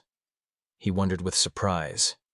Maybe these were their babies. He continued to think. It hadn't even been a week since they first met, and they had already grown so quickly.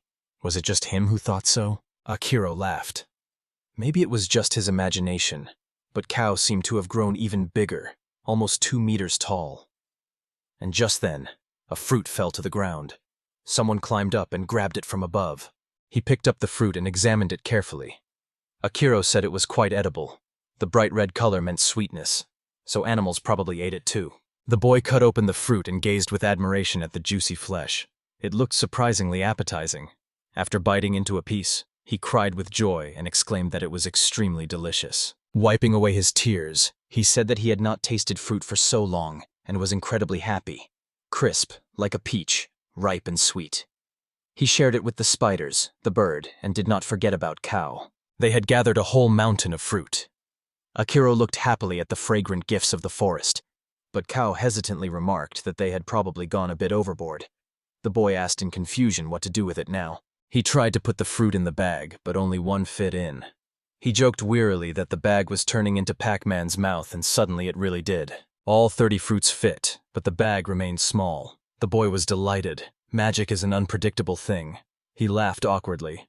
They went on and came across some cabbage. They gathered some, and at that time the wolves drove the boars to it, trying to be useful. The boy shouted that they were back, and the wolves howled in response. Akiro noted with a smile that their hunt had been surprisingly successful today. He asked curiously if anyone was hurt. The wolf proudly called his master to look at the prey he and Owl had brought.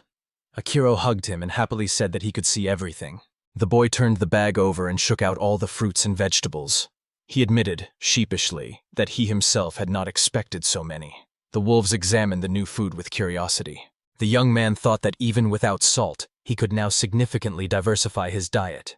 He threw off his jacket and exclaimed with enthusiasm that it was time to get down to business. First he drained the blood, then he cut the carcass with a knife and used air magic to open it up. He carefully began to cut it into pieces. Spreading the pieces on the ground, he loudly told the wolves that they could eat. Akiro also pointed to the smelly entrails of the boar, asking if they wanted it. He divided all the meat, part for the present meal, the rest for storage.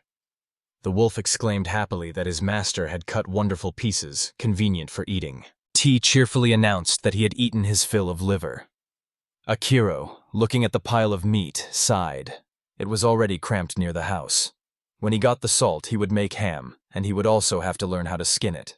He took the meat to the cellar, thinking with a smile that he had equipped a cold storage room on the lowest floor. Fruits and vegetables probably shouldn't be stored there, so he would think of another place later. Karen was licking her lips as she watched the roast. Akiro came over and thanked her for keeping an eye on everything. The birds seemed to like the roast better, Karen chirped happily. Akiro said it was already well roasted. By the way, even raw, this vegetable was sweet. It looked like both cabbage and lettuce, with a soft core. The boy took the bright green fruit and a knife, cut it open, and smelled the refreshing sour aroma. He said that if he poured it over fried meat, he wrapped a piece of meat in a cabbage leaf and exclaimed with a smile that it was a real delight. The sweetness of the vegetable and the slight sourness gave the dish a wonderful taste. The guy said he just wanted to point out that it was incredibly tasty, but even regular meat would need sauce. Meanwhile, everyone except Karen had grown a few sizes, and he was wondering what happened to real spiders. Akiro went up to the first floor, where the puppets were working, and exclaimed with delight that they were doing a great job. They had already reached the kitchen. The young man thought that the first floor had been completed in only 3 days. He picked up the board and told the dolls to make him a bed now. They could make it from a box measuring 200 by 160. The dolls gathered and began to consult. Meanwhile, the boy went to the forest. He said cheerfully that the question of food and shelter was solved. There was still something left. He called out loudly to the spider, and suddenly a spider appeared, much larger than before. Akira was surprised to think that it had grown. He felt a little creepy inside. The spider joyfully called to the owner to take a look. Thanks to his generosity and magic, the body had been restored. He and the children were infinitely grateful to him. He wondered if creating the barrier and the golems was taking up too much energy, as it all required control and was probably weighing him down. The boy leaned closer and thought with a smile that he wanted to tell him something. It turned out that they really had intelligence, and they behaved surprisingly friendly. The young man remembered and said that he wanted to ask. He constantly wears clothes that are already worn out and has to wash them every day. This has become a problem. Clenching his fist, he thought confidently. After all, spiders weave webs. How had he not guessed before? Now he sincerely wanted new clothes to replace the old rags. The boy asked the spider with curiosity if he knew of a creature from which long threads could be obtained. The spider looked at him attentively, but remained silent. Akira wondered if the man really understood him. He and his friends followed the spider. The young man smiled, thinking that this time Ko had stayed home, so they would go together. He cheerfully told Kuro and Chai that he was counting on them. Kuro exclaimed happily that they had been entrusted with escorting the master. Chai only grumbled that if he was the master, then he had to.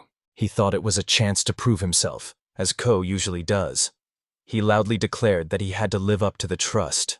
Akira asked the spider where it was taking them, and suddenly they saw caterpillars, giant ones, which made everyone scream in fear. Akira thought with horror that the spider had brought them here because of an insult. The spider picked up the caterpillars and happily asked if they were suitable for its owner. The wolf, frightened, asked if they were poisonous creatures because that would be dangerous. The spider explained that if they were not disturbed, nothing would happen.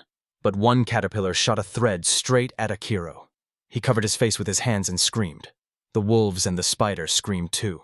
The spider, in despair, asked the caterpillar what it was doing.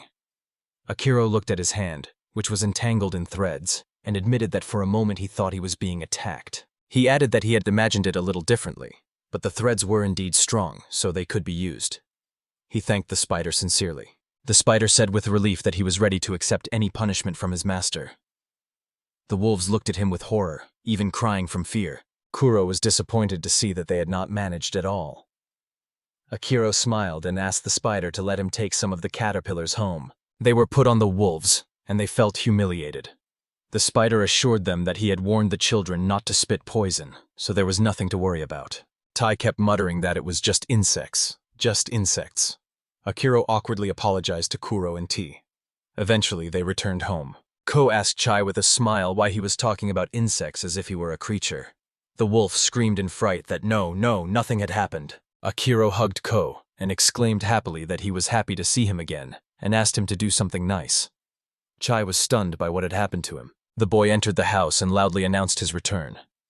He thought that even while creating the bath and the cold room, he had noticed a peculiarity. The stone in the cave accumulated magic and stored it for a long time. He proudly declared that thanks to this, the floor cleans itself and no dirt remains. Then he exclaimed that the second floor was free and that was where they would set up the incubator. He dumped a pile of leaves and said that all that was left was to air it out. He put 2 caterpillars inside and said that there would be enough food for a long time. Akira looked at the 2 golems and said that now they needed someone to take care of them. He couldn't be there all the time. The dolls raised their hands in unison, ready to take on the task. The boy happily agreed that they would look after the caterpillars. They spun around in fear among the leaves. Akira was surprised to note that they were scared, but at the same time very cute. He pulled off the t-shirt and began to examine it carefully, wondering how to make the fabric. He said that now they would have threads. The dolls took the shirt and called for another one. She quickly waved her hands and arranged it so that it could be worn. Akira exclaimed in surprise that it turned out even better than he expected. Then he asked the doll how things were going with the bed. The doll grabbed his hand and led him into another room. When he saw the huge bed, the boy exclaimed with delight that they had managed to do it in just half a day. Akira exclaimed proudly that they were getting closer to civilized life. The dolls also looked at him with pride, because this was their job. The boy happily said that he wanted the night to come sooner. When evening fell, he wished everyone good night and went to bed, covering himself with his jacket. It was uncomfortable to sleep, so he called Ko. As he cuddled up to the wolf, he thought that he was soft, like a mattress, even better. Akira entered the room and looked at the work in surprise. It was almost finished. He thought that the stone dolls were becoming more and more skilled. The guy was surprised to note that only yesterday there had been bare walls. Now he sat down at the table and pushed back his chair, surprised that the furniture looked stylish. He had seen it online. The doll placed a plate of meat on the table and placed chopsticks next to it. Akira shouted happily that these were chopsticks. Then the other one brought a glass of water. He tasted it and thought with a smile that it was pure bliss. So simple and yet so close to home. Although the meat and water were the same, they tasted twice as good. Jikiro turned his head and began to watch the puppets work. He exclaimed in surprise that there were now 8 of them. And where were the other 2? Perhaps in the room with the caterpillars. Akiro tried on his new clothes. He shouted happily that he now had a jacket. Touching the fabric, the boy exclaimed that he had a green jacket and black pants. He declared with childish delight that they were smooth as silk. He sat down in front of a pile of leaves and fruit, wondering thoughtfully whether the color of the threads really depended on what the caterpillars ate. He turned his head and smiled, then was delighted to see Keyroll inspecting the new clothes. He exclaimed excitedly that even a few sets of underwear were ready. Akiro blushed with embarrassment as everyone stared at him. He walked over to the doll sitting at the workbench, around which the others were milling. The guy was surprised and said that they had created a loom. He had only seen one like it on TV. Made by himself. It was incredible, although a little scary. They went outside. Akiro exclaimed happily that he felt so light, as if success was already ahead. The wolves ran alongside. The boy smiled at Ko, and said that he wanted to find spices. Salt can also be extracted from special stones, and it's worth starting by finding out if there is a sea in this world. He stepped onto the soft ground and stopped in front of a new cave. He looked inside and said that they had found another entrance. Akiro was surprised because he didn't remember such a place. Ko pointed out tensely that it was strange that there was such a big hole next to the house, and they hadn't noticed. They moved in. Akiro noted that the slope was gentle here, but he felt the traces of a curse. The boy shouted for the light to shine. The magic illuminated the cave. He warned Ko to proceed carefully. They moved deeper. Before a new passage, Akiro said tensely that the cave was widening. There were strange sounds coming from there. Ko growled, and the boy wondered with alarm what it could be. They went in and saw bats on the ceiling and giant ants on the floor. Akiro screamed in horror at what was happening. One ant crawled closer. The boy burst into tears of fear and screamed hysterically. There were only giant ants around. Ko let out a loud roar. Akiro shouted that Ko had also become gigantic. A real confrontation began in front of him, between the wolf and the giant ant. The boy froze. It was no time to stand still. He screamed, calling for purification, but the ant relentlessly attacked him and his friends. The young man exclaimed in despair that the cleansing had not worked. Only the barrier had caught fire. The ant jumped high and flew at him from above. Akiro froze in horror, closed his eyes, and waited for trouble. But at the last moment, Ko stepped forward, ready to take the blow. The wolf grabbed the ant's leg with its teeth and threw it aside. Akiro jumped up and looked at the rest of the insects. They were covered in black liquid. The ants faced the wolves, who were preparing to defend themselves. Akiro thought about those black spots and felt a bad feeling. The wolves were closing in on him. The barrier was working, but the tension was not easing. The ants were banging their heads against the protection, trying to break through. The boy was relieved to see that the barrier was holding. Ko roared so fiercely that his fur stood on end. Akiro wondered why the cleansing hadn't worked. He stared at the insects. The black spots on their bodies looked just like the dirt that had once covered the fur of Ko and his flock. Akiro wondered if this curse had completely taken over their bodies. So, they had to find a way to exorcise it, or they wouldn't survive. Ku growled as one ant had already broken through the barrier. Kuro screamed in terror as it jumped straight at the boy. Akiro turned away and shouted, "No!" But suddenly the barrier flashed and threw the ant away. Ku became even more angry, seeing that his master was in danger. Akiro shouted that it didn't match up. It meant there wasn't one being in the body, but 2. They were possessed, like demons incarnated. He continued to think, as if invisible chains had bound their souls. And suddenly he exclaimed that he understood. The curse that had captured their minds must be destroyed. Stretching his hand forward, Akiro loudly commanded to drive away the darkness. The ants lit up, and the curse began to emanate from their bodies. The black spots disappeared one by one. The ant bitterly thought that black magic had poisoned the river waters and the fruits of the trees. The kings of the forest fought, but their resistance weakened, and the people did not hear their pleas. He continued that new monsters were appearing from everywhere, plunging the forest into darkness again. The darkness entangled soul and body, and they themselves became monsters, enemies of their own home. The ant said quietly that even the king of the forest was powerless here. He turned to the dragon resting in the waters for help, closed his eyes, and was silent forever. When he opened them again, he saw Akiro. The boy leaned over and, touching his head, exclaimed in delight that it was so smooth. Ant was stunned, not understanding what was happening. But Ko explained that it was still him, fully restored. Ant asked him if he was really King Fenrir. They continued to follow him. Akira looked up and saw ants moving along the ceiling. He tripped and almost fell, but an insect saved him. The boy thanked him with a smile. He looked at the ant and wondered. Ko said he was fine. It had been half an hour and he looked perfectly normal. But was he as safe as a spider? The ant suddenly stopped and looked to the side. Akira asked in surprise if they had come. He called for a light and the cave lit up. Ku asked if this was the home of the water dragon. Ant confirmed that there had once been a sacred lake here, full of magical power, but now only shadows remained of it. Akira touched the barrier and angrily exclaimed that the curse was spreading again.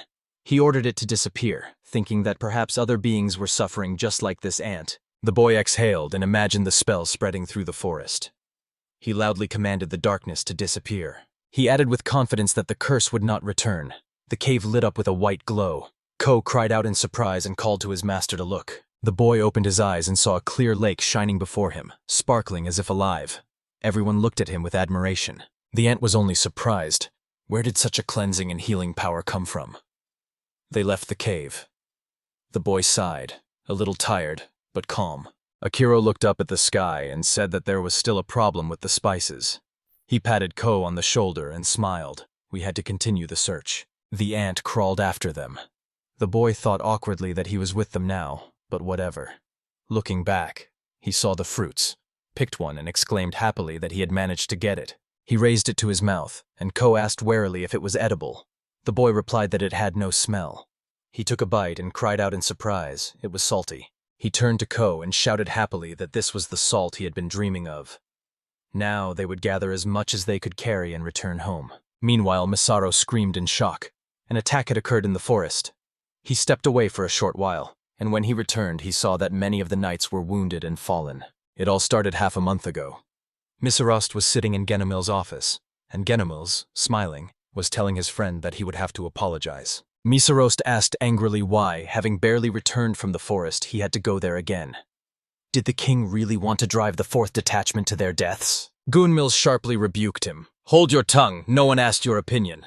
But Misarost angrily reminded him that he had already spent a lot of strength after the crack in the magic stone. Gunmils shrugged, saying it was just a scratch. The stones obtained after defeating monsters could be as small as a fingernail. Misarost replied that compared to them, the stone in the castle was a real giant. The crack would not harm it. Genomils listened attentively. He unfolded the documents and said that according to them, the stone had been cracked from the beginning. Misarost exclaimed in surprise that this was true, and then there was no reason to panic. However, Gunmils added that if things are not as simple as they seem, then one must act with utmost caution. Misarost recalled that the knights of the 4th detachment had worked in the forest for years. They destroyed and captured monsters, studied the terrain. This had always been their task. He explained that they had been there many times, but had not encountered anything supernatural. Only the dark and gloomy forest, as usual. Still, he noted that this time too it was probably nothing serious. However, Gunmils quietly asked, what if something really was happening in the heart of the forest? Misarost jumped up from the sofa and asked in amazement what he meant by these kings of the forest. Gunmils answered grimly that he didn't know for sure, but there was something to it. Misarost mockingly asked if he was really afraid. After all, the path into the depths of the forest would be extremely difficult due to monsters possessed by the magic of the evil eye, and this was indeed a big problem. He continued that even if something went wrong, theirs, the strongest nation in the world, could not lose. Genomils only briefly replied that one could hope. Misarost came out of his friend's office. A boy ran up to him and told him that the command had asked for the selection of 20 of the most talented slaves. Misarost looked at him carefully. He replied that he needed a minute. He needed to make a request for the training of elite warriors. The journey to the forest would take at least 10 days. The boy exclaimed with delight and ran somewhere. Misarost sighed heavily and asked himself why Genomils was so cautious. Knight asked if he was talking about the commander of the 1st detachment. Misarost replied, embarrassed, that no, he had not meant anything of the sort. They had been friends for years, and he knew that the man was too intelligent to worry needlessly. The boy asked, because Misarost was the only knight who did not use slaves. The knight replied that for him, slaves were still people. He mentally recalled that Esperanza's slaves had the strongest stamp of enslavement from birth. They felt no emotions, did not rebel, and did not speak without orders. In essence, they became sexless beings, shadows. If you didn't think about it, life with them became easier. Slaves were just slaves. The boy smiled and agreed with him, saying he thought the same thing. Miserost added that at least he wasn't as cruel as the commander of the 5th Squad. He noticed that the sacrifice of slaves to the altar of the magic stone had become commonplace. The boy looked at him intently. Miserost shouted angrily to him to forget his words. The boy laughed and said that he liked this sincerity. Miserost angrily asked if he was making fun of him.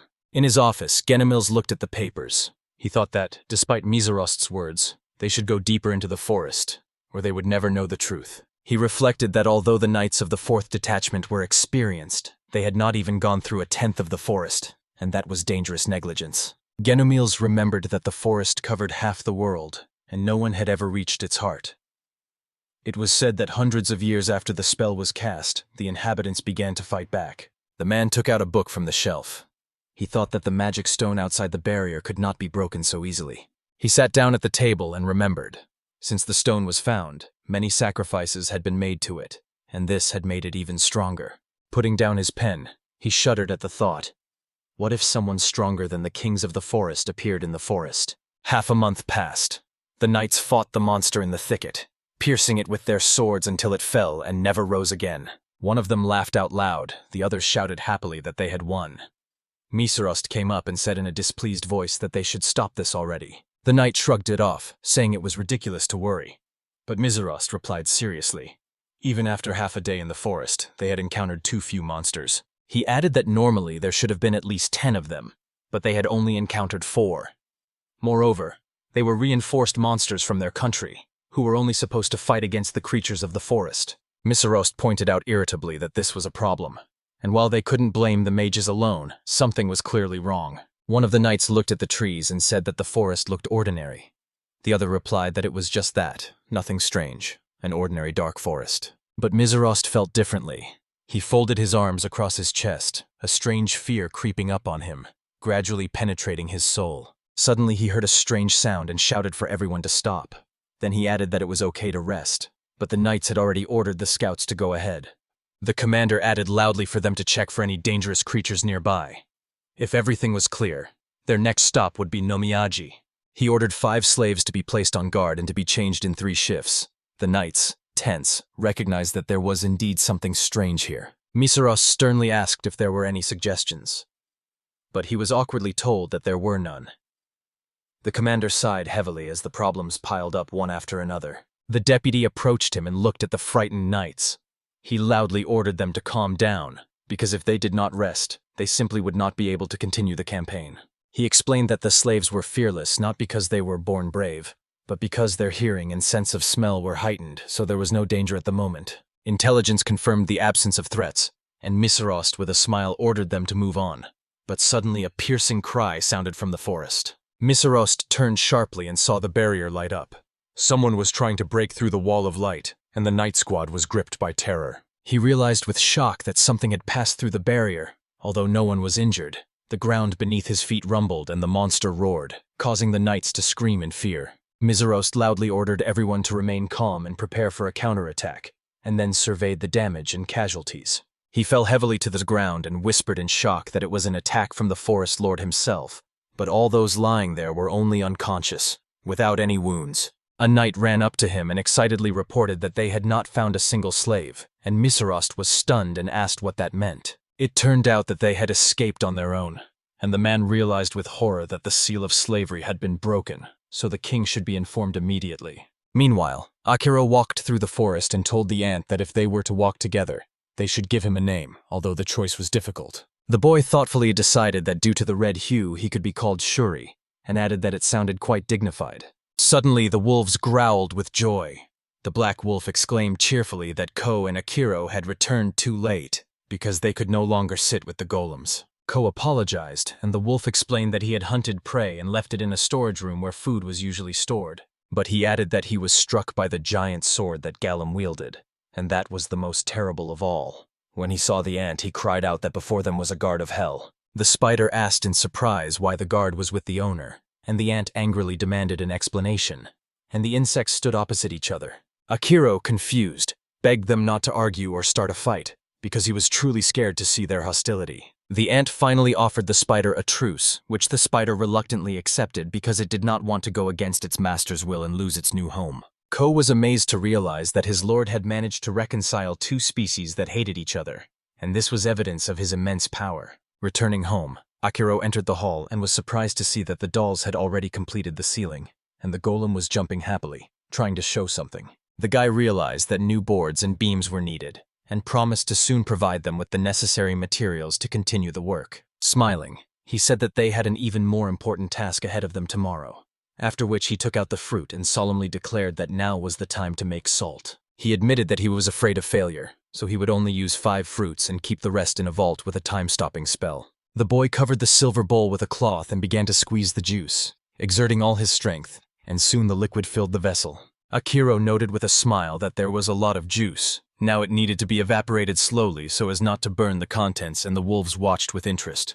But the juice turned out to be cloudy, so the boy filtered it for another 2 hours while the wolves fell asleep from the boring wait. Finally, he exclaimed that the salt was ready, and immediately ran to make containers to store it properly. He was delighted that even heavy and strong gold could be used for wonderful vessels, and happily declared that he now had real salt. The boy waved the container and proudly shouted that he now possessed not only silver, but also magical gold for his belongings. Satisfied, he said with a smile that he had worked half a day for one goal: to taste truly delicious meat. He carefully sliced the steaks, sprinkled them with salt, and wrapped them in fragrant leaves, leaving them to marinate, while the wolves impatiently pulled their muzzles. But Akiro sternly explained that it was salt, and they weren't allowed to, after which he put the steaks on the stove and noted that they had to fry them very carefully so that the dish would turn out delicious. He dreamed of a frying pan and some oil, remembering a program where they showed how meat was fried and rendered fat, and wrapped in leaves letting it steep.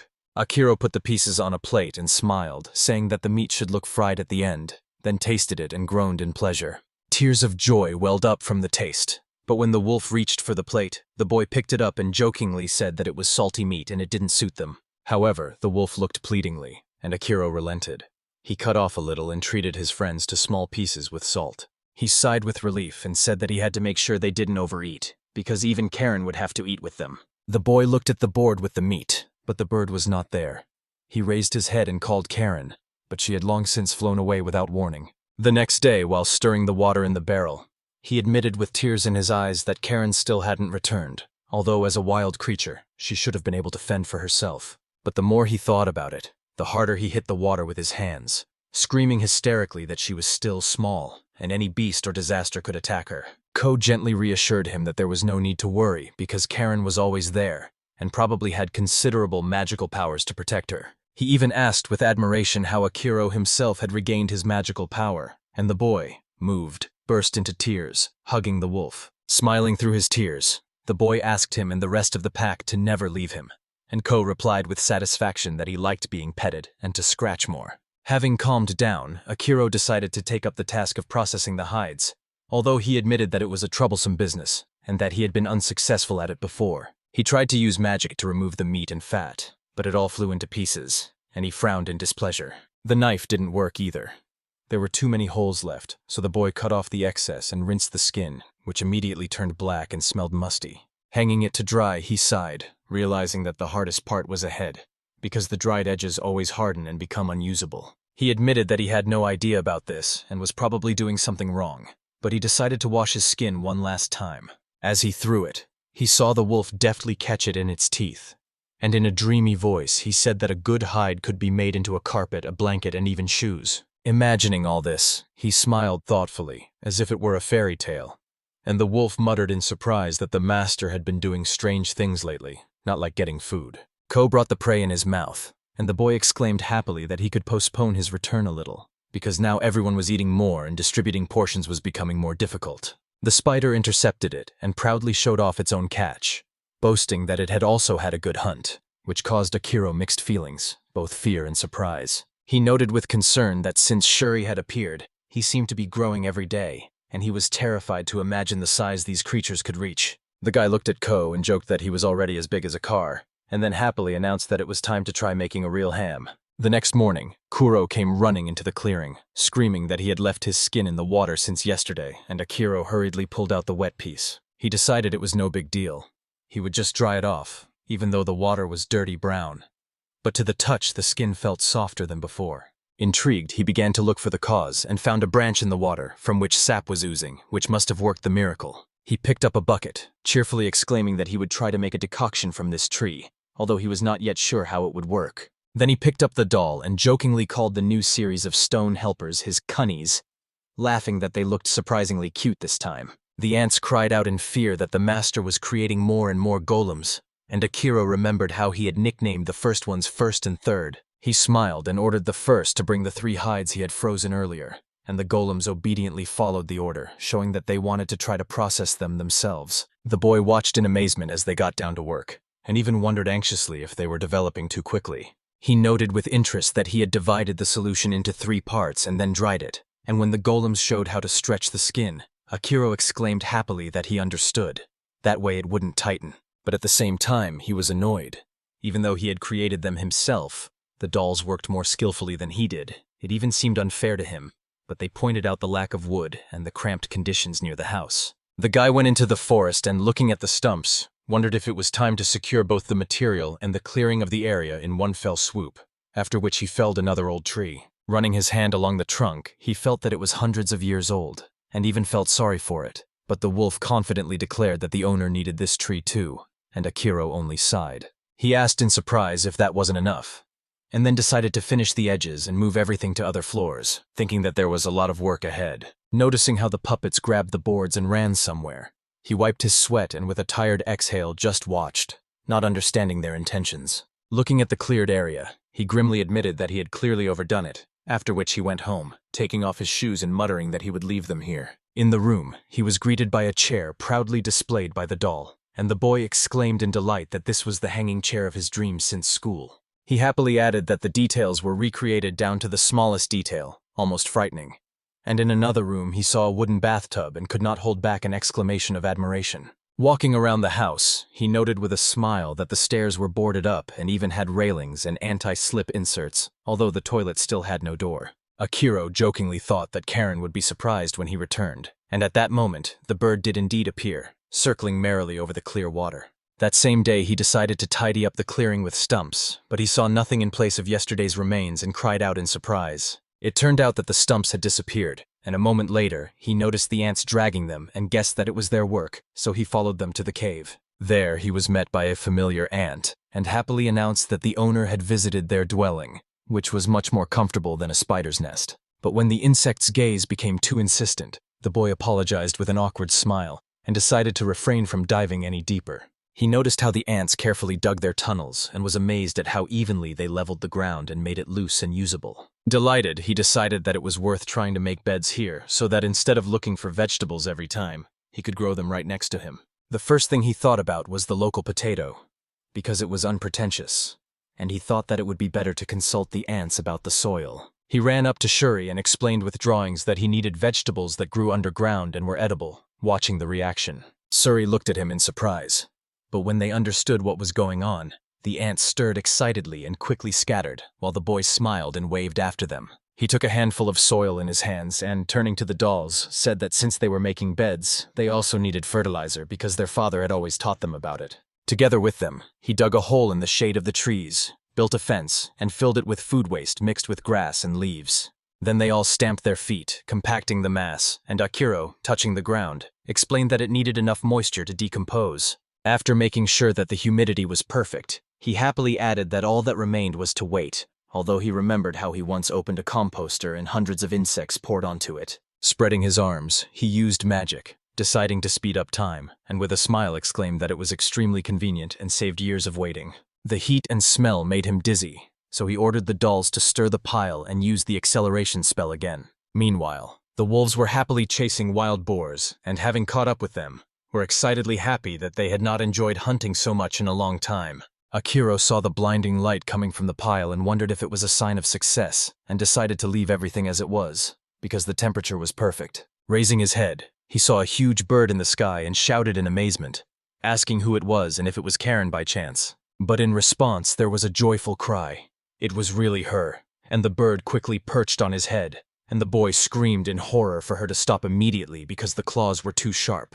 The bird screamed in fright, as if it didn't want to let him get any closer, and the boy apologized in confusion and held out his hand to her, trying to show that he meant no offense at all. Akira hugged Karen and exclaimed in joy that she had surprised him so unexpectedly. He was happy to see her alive, healthy, and so beautiful, and the bird proudly accepted these compliments. Koa came running with a joyful cry that it was really Karen, and she confirmed it. She asked her master to take care of herself, because she could not do more for him on her own. Akira looked at the creature in amazement. It had wings, but it floated in the air rather than flew, and he immediately thought that he needed to cast out the curse first. Stretching out his hand, the boy loudly called for purification, and the creature's body shone with a bright glow. Koa, blinking in surprise, asked if it was a water dragon, and Karen confirmed that the forest was indeed being reborn. Koa remembered that among the knights there was a legend about the 5 elements and divine beasts that had protected the forest from people for centuries, but over time all the dragons had disappeared. He said that if the water dragon returned, the rivers would shine clean again, and Karen happily replied that she too hoped for this miracle. The wolf added that dragons affect all living things. If they regain their strength, the flora and fauna will come to life, and Karen promised Fenrir to find other dragons and bring them to their master. Koa agreed that due to her speed, only she could be entrusted with such a task, calling Karen Phoenix, and said that he would reserve the protection of the host for himself. The bird jokingly replied that he wouldn't need it, and Koa waved it away, while Akira, beaming, exclaimed that the creature was incredibly beautiful and shining blue. He added with a smile that it was soft to the touch, like a ball of fluff, and Kuru curiously asked what kind of creature it was and why it looked like that. But Karen embarrassedly admitted that she didn't know either.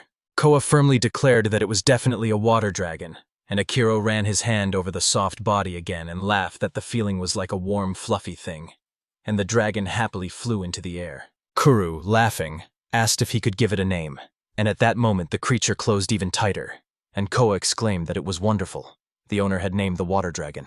Karen laughed and agreed that Fluffy sounded surprisingly cute, and the boy noted with a smile that the main thing was that the name should be pleasing to the eye, and turned his gaze to the wolves. Akira noticed that Shion and the others had returned, and he always wondered how they managed to bring in more prey than he did, as the wolf proudly dragged another boar. He, beaming, ran up to his host, exclaiming that this time the victory was even greater. But Akira asked in surprise if Shion had been swimming, because he was sure that he had disappeared into the water. Looking at everyone at once, the boy thought that both the birds and the animals were growing surprisingly quickly, like creatures from another world, and only made an awkward joke about wolves being able to swim.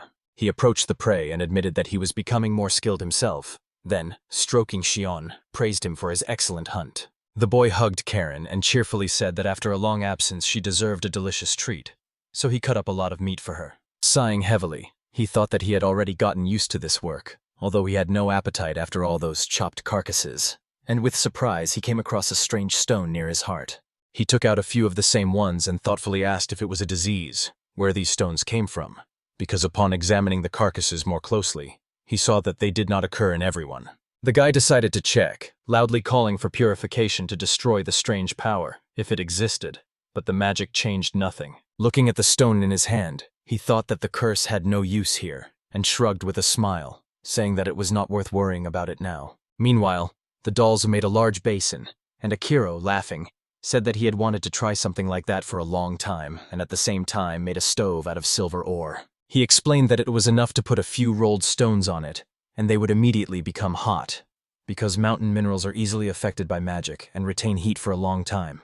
The guy added that they were also fireproof, so they would be perfect for a barbecue, and imagining the heat of the coals, he immediately created the necessary heat. He happily said that now it would be possible to fry on golden skewers, and, having put pieces of meat on them, he prepared a real kebab on the new device. He looked at Karen, who was already drooling impatiently, and cheerfully told her to wait a little longer. The dish was almost ready. It was important to bring it to perfection. The boy laughed, and explained that their family had been cooking meat over a fire for a long time, and raw meat should only be left for Koa and Shuri, who so enjoy blood. Turning his head, he met Koa's gaze, who was looking at him with a hungry smile. The boy asked in surprise if he had been feasting on the entrails again, and when the wolf licked it, he only sighed wearily. Now everything was clear to him. Akira wondered if Fluffy would be able to eat meat at all, so he added a pinch of salt and a drop of lemon for himself, and took a bite with pleasure, feeling the warmth spread through his body. Smiling, the boy admitted that the taste was incredible, but thought that he was missing some cooking utensils, and around him the wolves, roaring, were already tearing up the raw meat. Akira cheerfully said that he needed sauces and other small things, and then looked at the stone in his hand and wondered if it was capable of conducting magical power. After releasing a little energy, he froze in surprise. The stone immediately absorbed the magic, and the power spread like lightning, making him exclaim in delight. The young man realized that it was these mountain stones that conducted energy the best, so it is not surprising that it was them that he could use most often. However, he quickly realized that the effect weakens as soon as the supply of magic runs out. And he remembered how once even his magic toilet stopped working. "What, how can I use this stone differently?" he muttered, pouring even more strength into it, and the stone calmly accepted everything like a bottomless vault. In the sun, the stone shone with a transparent green glow, like a real precious emerald, and Akira exclaimed in amazement that it was incredible. He excitedly asked if the others were the same, and remembered that among those found were green, red, dark purple, and pale blue. It all depended on the demon they had defeated. However, the boy noticed that after the color changed, the stone lost its power. Only beauty remained, but no usefulness, and he did not know how to use them. Unless it's something to sell. And to whom? He sighed doubtfully, and nearby the wolf suddenly jumped with impatience, as if he had understood something. Akira looked at Koa in surprise, and the wolf suddenly released his own magic through the stone. The boy screamed in surprise. He assumed the wolf was capable but did not understand how. Koa threw the stone and picked up another, a red one, releasing even more power. His gaze fixed on his master, and the boy hesitantly handed him another one. The boy nervously thought that he didn't understand his intentions at all, until he suggested that the wolf wanted to double the flow of magic using the stone as an amplifier. Having tried it himself, he took the stone in his palm and loudly called for water, and the glass instantly filled, overflowing and splashing around. "Incredible!" he exclaimed in delight, realizing he had received an extremely useful tool, and put it aside for later, as soon as he noticed Suri's return. The ant showed off handfuls of vegetables dug out of the ground, and proudly said that he had brought gifts to his master. Akira took a root and asked enthusiastically if he could eat it. The ants waited for his reaction, and Suri urged them to take a bite. They said that together with the meat, the sharp taste of these fruits becomes even brighter. The boy put everything in his bag and thanked him, but admitted that he wasn't hungry yet, and Suri exclaimed in confusion, "How is that?" But the owner had already moved on. The ant asked in surprise where he was going and what he was up to, and the spider, giggling, asked if he was curious. Akira went over to the dolls, who were holding a real hose in their hands. The guy asked, "When did you manage to do that?" He picked up the tool and happily thought that digging would be much easier with the help of the ants. He explained that you need to mix the compost with the soil and plow it. Although he didn't know anything about growing crops himself, he only helped make fertilizer. Akira said it was worth a try, cutting the tubers in half and planting them to grow bigger ones, but thoughtfully asked what they should be like. Together they plowed an entire field, and the boy declared that that was enough. It was time to plant. He picked up a strange tuber and uncertainly asked if it was really suitable. He noticed that it looked suspicious, as if it were cursed. But Suri hurried to bring another root and was glad that the owner had a sharp eye. The ant explained that it was worth soaking these fruits in water. Then they would swell and become surprisingly tasty. The boy smiled and decided to trust him. Armed with a hoe, he emphasized that the beds needed to be filled higher so that the water could drain, and looked with satisfaction at the even rows of earth. Laughing, he admitted that he started with a small vegetable garden, but it turned into a real farm. He planted about 100 tubers, and the field still seemed half empty.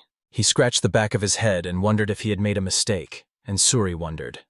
Why would the owner bury again what they had barely dug up? Koa just shrugged. Karen exclaimed happily that he was thinking too deeply about everything, and Akira smiled and said that it was good that he had planted it at least. It was just the time of year because it was warmer here than when he first appeared. The guy remembered that taking care of the beds requires both watering and weeding, so he decided to create more stone dolls and endow them with magic stones. Akira took the stone in his hands and said that working in the fields required weed control, moisture, nutrition, and protection from pests, so it was worth adding these abilities to the golems. He reminded himself that yesterday he had tested different stones and found out that red ones enhanced fire and blue ones enhanced water, so their benefits were obvious. The guy thoughtfully added that the green ones were probably connected to nature, but the transparent ones remained a mystery to him, which he sought to unravel. "Time to try!" he exclaimed and endowed the dolls with magic. They looked at him intently, and he only smiled, welcoming a new morning. Having loudly ordered to begin work, he left them in the field, and he and his friends headed to the lake, happily noting that the water shone crystal clear after purification. But soon he got to thinking. Instead of soy sauce, which he couldn't get here, he could make fish sauce like he had seen on TV shows. Just fish, salt, and fermentation. A little strange, but delicious, he said aloud, imagining the familiar aroma. Looking at Fluffy, he noticed that he was beaming today, as if he wanted to say something, but the boy still didn't understand his language. Taking out his fishing rod, he exclaimed that he was now ready for real fishing, and promised the wolf he would catch his dinner. But in a moment the rod jerked so that he screamed in surprise, and a giant fish jumped out of the water. The young man froze, because the prey was several times larger than he expected, and it landed right on the shore, while Fluffy circled around merrily. "That's 10 times more than we thought," Akiro exclaimed, laughing, and thanked Fluffy for her fishing skills. The guy decided to save some for fish sauce and fry the rest with salt because he hadn't tasted fish in a long time. At this time, things were getting worse in the castle. Miserost and his troops arrived to the king with a report, and the advisor, stunned, asked to repeat the news. Gen Mills, looking at their exhausted appearance, noticed a tiredness and confusion on Miserost's face that he had not seen before. Barely a month had passed since they left, and they had already returned. And suddenly a horseman ran into the office, calling all the commanders to the throne room. The advisor, clenching his fists, asked Miserost if they had discovered the cause of the damage to the magic stone, but the latter only sighed in annoyance. "I am ready to give my life for the country, but I will not kill innocents," Miserost firmly declared, and his words were filled with despair. He remembered how, as soon as they stepped into the forest, a wall of light fell on them, and when they came to, a battle was already underway. And then monsters reinforced by their own kingdom came against them, and the situation became so hopeless that it was impossible to make a decision. The advisor shouted in anger, "Did the slaves not die but simply escape?" Misery quietly confirmed, and an angry cry flew from the courtier's lips. The king rose from his throne, and his steps made the counselor flinch in horror, as if he had seen something unimaginable. Meanwhile, the advisor ordered the 4th squad to await further orders, and the warriors slowly left the hall. Hummel, smiling, called Miserost a coward and left, while Mills put his hand on his friend's shoulder, saying with relief that he was glad to see him alive. "I don't know what will happen next," Miserost replied quietly, remembering the horrors in the forest, where everything looked familiar but felt deadly dangerous. He explained that it was the forest that seemed to be pushing them away, and the moment the wall of light passed through him, he was certain he was dead. "I don't understand what's going on," he admitted, and Mills wondered. Maybe this wasn't just the edge of the forest, but a warning. Miserost asked in fear, "Are you referring to the Lord of the Forest?" But all he heard was a doubtful mumbling that if it had been him, he would have driven them away even earlier. "Perhaps someone stronger than the kings of the forest themselves has appeared," Mills said seriously, and Miserost froze in surprise, realizing how dangerous everything was. The king walked through the corridors, furiously thinking that the slaves' escape was nonsense. This was possible only in one case, if the slaves' coat of arms, strengthened by the magic stone, had been destroyed. He muttered that it was unthinkable. The stones had been strengthened by the sacrifices of hundreds of years. Looking out the window, the king consoled himself that the guards continued to faithfully protect the country. The thought tormented him. Perhaps the mutations of the enhanced beasts in the forest had restored the instincts distorted by the magic stone. "The stone allows you to master the full power of the forest, and then become the ruler of the world. I will fulfill the will of the gods," he whispered, remembering how he took the magic from the forest and bound its creatures. "One more step. Little more. And the end is near," the king said with a fanatical gleam in his eyes, gripping the hilt of his sword. But suddenly he threw his sword at the slave, killing him on the spot, and shouted that it was enough. He ordered the forest to be burned to the ground so that not a trace would remain. Meanwhile, Akiro, happily holding a knife, exclaimed that he could now make the fish sauce he had dreamed of. He was cleaning a large fish, removing the head and entrails. Examining the pieces of fish, he embarrassedly admitted that the silver knife cut perfectly. But there was not enough salt in it. He would have to count every grain. 20% will be enough, he decided, sprinkling salt on the pieces of fish and placing them in a clay jar without any cracks. To the very top. But should I pour more from above? The boy wondered, tying the jar shut and hiding it in a cool, dark place for months. Smiling, he thought, this is where the magic begins. But he decided to check in 3 months. Even though it might seem strange, this is the fermentation process. Ko asked curiously what the owner had come up with this time, and Suri, sniffing, admitted that it smelled delicious. Akiro smiled. The smell was sharp and special. It was time to strain the first drop through the cloth. A delicate light brown liquid flowed into the jug. "A precious drop," he exclaimed. "Salty but surprisingly tasty. That's enough. Now you can fry the meat." He prepared a frying pan. He froze some of the fish and decided to fry the rest. He had been dreaming about it for so long and wanted to treat Karen when she returned.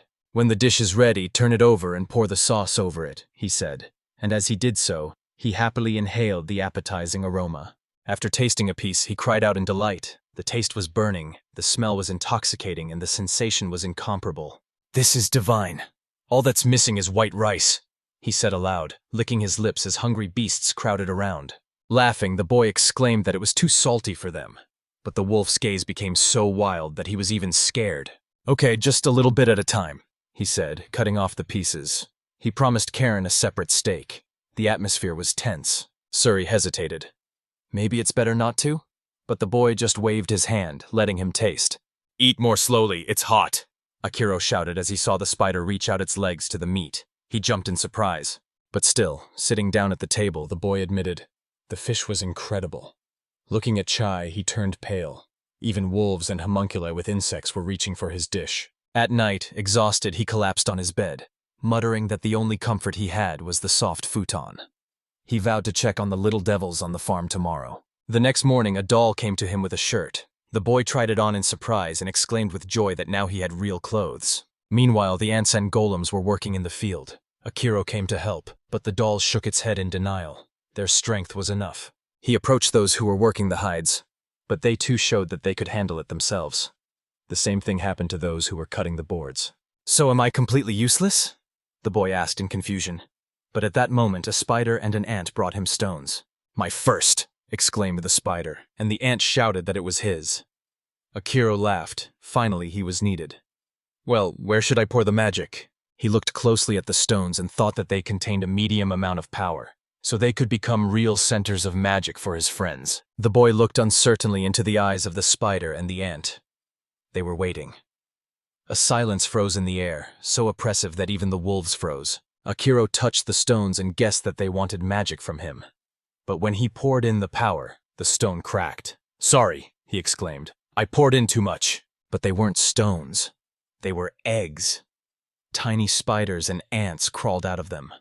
The insects screamed in delight, and Akiro, stunned, screamed even louder. Already in the forest, he sadly admitted. He had acted foolishly. He had not restrained himself. He did not understand insects, and did not even guess that they were eggs. "If it were a centipede, I'd burn it," he muttered, as he watched the spider roll on Chai's back, and thought that it had become a habit by now. He patted Ko on the neck and smiled. "It's nice to meet you." Then he asked Chai if he could scratch him, but he turned away. "Rejection?" Akiro laughed awkwardly. "Maybe I'm spending too much time with Ko." Chai was embarrassed, but admitted that he wanted to be scratched first. Ko laughed. "Are you jealous?" Chai objected fiercely, and the boy thought, "How cute he is. Sweet and genuine." Akiro smiled, and the group moved on. But soon they stopped in front of a new cave. "There are so many of them here." The boy was surprised. They went inside, full of curiosity. Creatures covered in black liquid jumped out of the darkness. Ko growled, standing in for his master. Meanwhile, dozens of warriors and mages lined up in the castle before the king. The advisor announced menacingly, 25 mages would set out with the 2nd and 5th detachments to tame the monsters. Among the ranks stood some in shining armor, others in dark hoods, and there was a sense of anxiety in each one. Gan Mills recalled the latest reports. Gamel stretched out his hands and smiled defiantly. "I have long spared these creatures," he exclaimed, "but their final rebellion will be the end. I will burn this forest to the ground." His voice echoed through the hall. The knights shouted with joy, and Grind, his companion, impatiently declared that his hands were already itching from the fight. Mill's mind tensed. The mages had enormous power, and the 5th squad consisted of madmen who enjoyed destroying monsters. But this time their enemy was something more terrifying than the Lord of the Forest himself. Meanwhile, Akiro and Ko fought with crazy animals. The guy created the barrier in time and sighed with relief. "I made it." Looking closely, he turned pale. They looked like Chai. "Are these children?" he whispered. The spider tensed. The wolf prepared for battle. "You know me!" Akiro shouted desperately. "Wake up!" But the beasts only growled. Chai rushed to the master. "Master, save them!" The boy shouted an order, and the animals stopped. He smiled with relief. "They are obeying!" Imagining a glowing cage, he locked them in the light. The wolves shuddered in fear, but did not attack. "Don't worry, Chai," Akiro said gently, and began the cleansing. The curse slowly left their bodies. "It's gone!" he exclaimed happily. The animals were panting and breathing heavily. The boy bent down and began to treat them.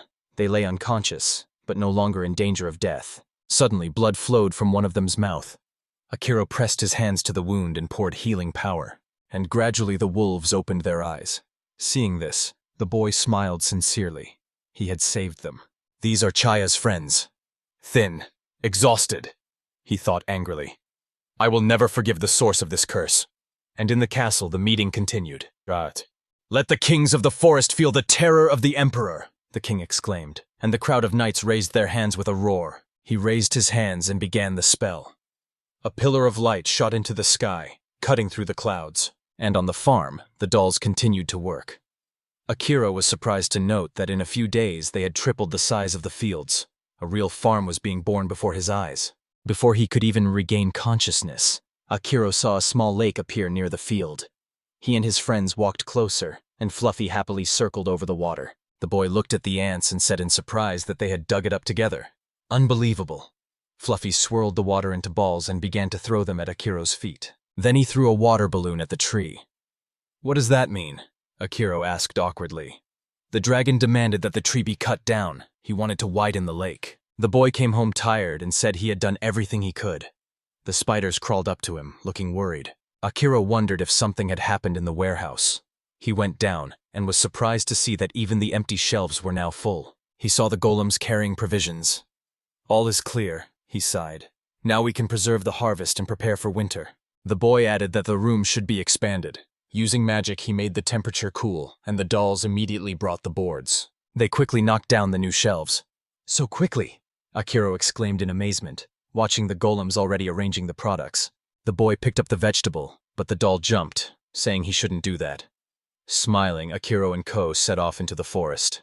A moment later, he said in surprise that they were already at the barrier, only 2 hours from home. Maybe we could extend it even further? That would be great. Suddenly, he saw a giant dragon in the sky. Ko growled, tensing up. It's dangerous, the wolf exclaimed. The dragon hovered nearby, its mouth open, and roared in a deafening roar. The ground shook. But then Karen appeared, shouting happily that she had returned early. It was quiet inside the barrier. When she saw the dragon, she said, It's a wyvern, a rare creature. Karen shouted to her master, explaining that the wyvern's armor was extremely strong and could not be penetrated by ordinary blows. Akira thought grimly that he had been training for such an eventuality, but he hadn't expected to encounter it now. With a smile, he asked, And this is edible too? Ko laughed, and Akira waved at Karen, inviting her home. What are you standing there for? Let's go have dinner. The wolves each grabbed a piece of meat. Ko called out to Chai. Eat too. Chai thanked him embarrassedly and apologized for his modesty. Akira applied the heavenly punishment, thinking with annoyance that he still did not know where the curse came from.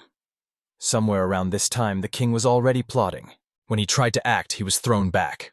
What was that? He thought in fear. He was being attacked. He sat down on the throne, surprised. Even the king was attacked. Misarost noted that the barrier had saved him. Otherwise, disaster would have happened. Gan Milser added that it was like lightning striking right in front of the throne. But the barrier is unbreakable, the advisor exclaimed. The king must send an army into the forest at once. He has already done so, replied Gun Mills, surrounded himself with mages and locked himself in a stone hall. Misarost was surprised. Has the invincible king become a coward? Don Melta replied that this country had never been attacked, and the barrier was still intact. Do you understand what this means? Asked Misarost, frightened. The attack came from beyond the barrier. Meanwhile, Akira walked along the path not far from his house, humming a tune. His animals walked alongside him. Glad you're safe and sound, he smiled at Ko. There's going to be a big dinner tonight. Hey Golem, get it sorted. A mountain of meat awaited him in the clearing. They managed it so quickly. The boy was surprised. The golems were already dragging the hides for processing. Akira built a fire and started cooking while the animals sat around, licking each other. He tasted the dish and exclaimed, It tastes like white rice. How I want real rice with egg. Smiling, the boy said that the meat of this lizard did not look at all like chicken. I want fried chicken. Maybe camellia grows here too. They make oil from its seeds. The wolves grabbed the meat, but Karen came running with a scream. It was a dish that the owner had prepared. The wolves grumbled that their portions were too small. Akira sighed with tears in his eyes. He was back in the harsh reality again. Sadness enveloped him, and the animals were already fighting fiercely for food. The next day he sat down at the table and sighed. The fried chicken was still to be expected, but the vegetables on the fire turned out to be surprisingly tasty. Having tasted them, he sadly admitted that they were not at all the same. "But how can you get oil from here?" he said, biting the seeds and spitting them out with a cry. "Bitterness." The spider and the ant brought new fruits. Akira smiled and thanked them, cut them open, and took out the seeds. After tasting it, he said that the taste was familiar. He asked with interest where they had found these fruits, and his friends took him to the place where they grew.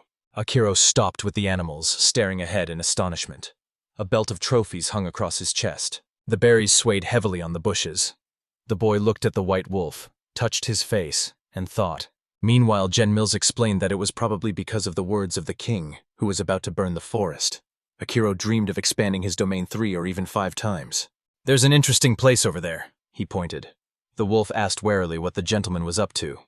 "First, let's check the barrier and clear it," Akira replied. In the throne room, the king exclaimed joyfully, "Now the barrier will protect him. This was the last attack of evil."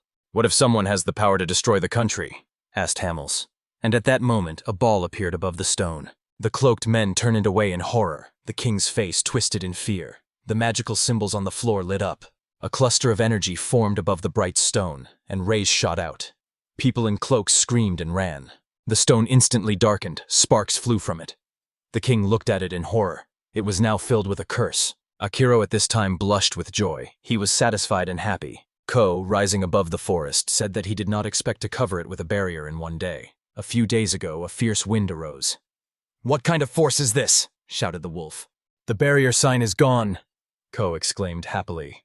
The spider asked in surprise what had happened to its master. The wolf looked at the golem and thought that everything was fine with it. "I'm back," Akira said. He wondered why everyone was gathered together. "You built a barrier of this scale. Everything was as expected," Ko replied. "That's just cool," Akira exclaimed. He returned home to find that the golems had already built a wooden terrace. He opened the new sliding doors with delight.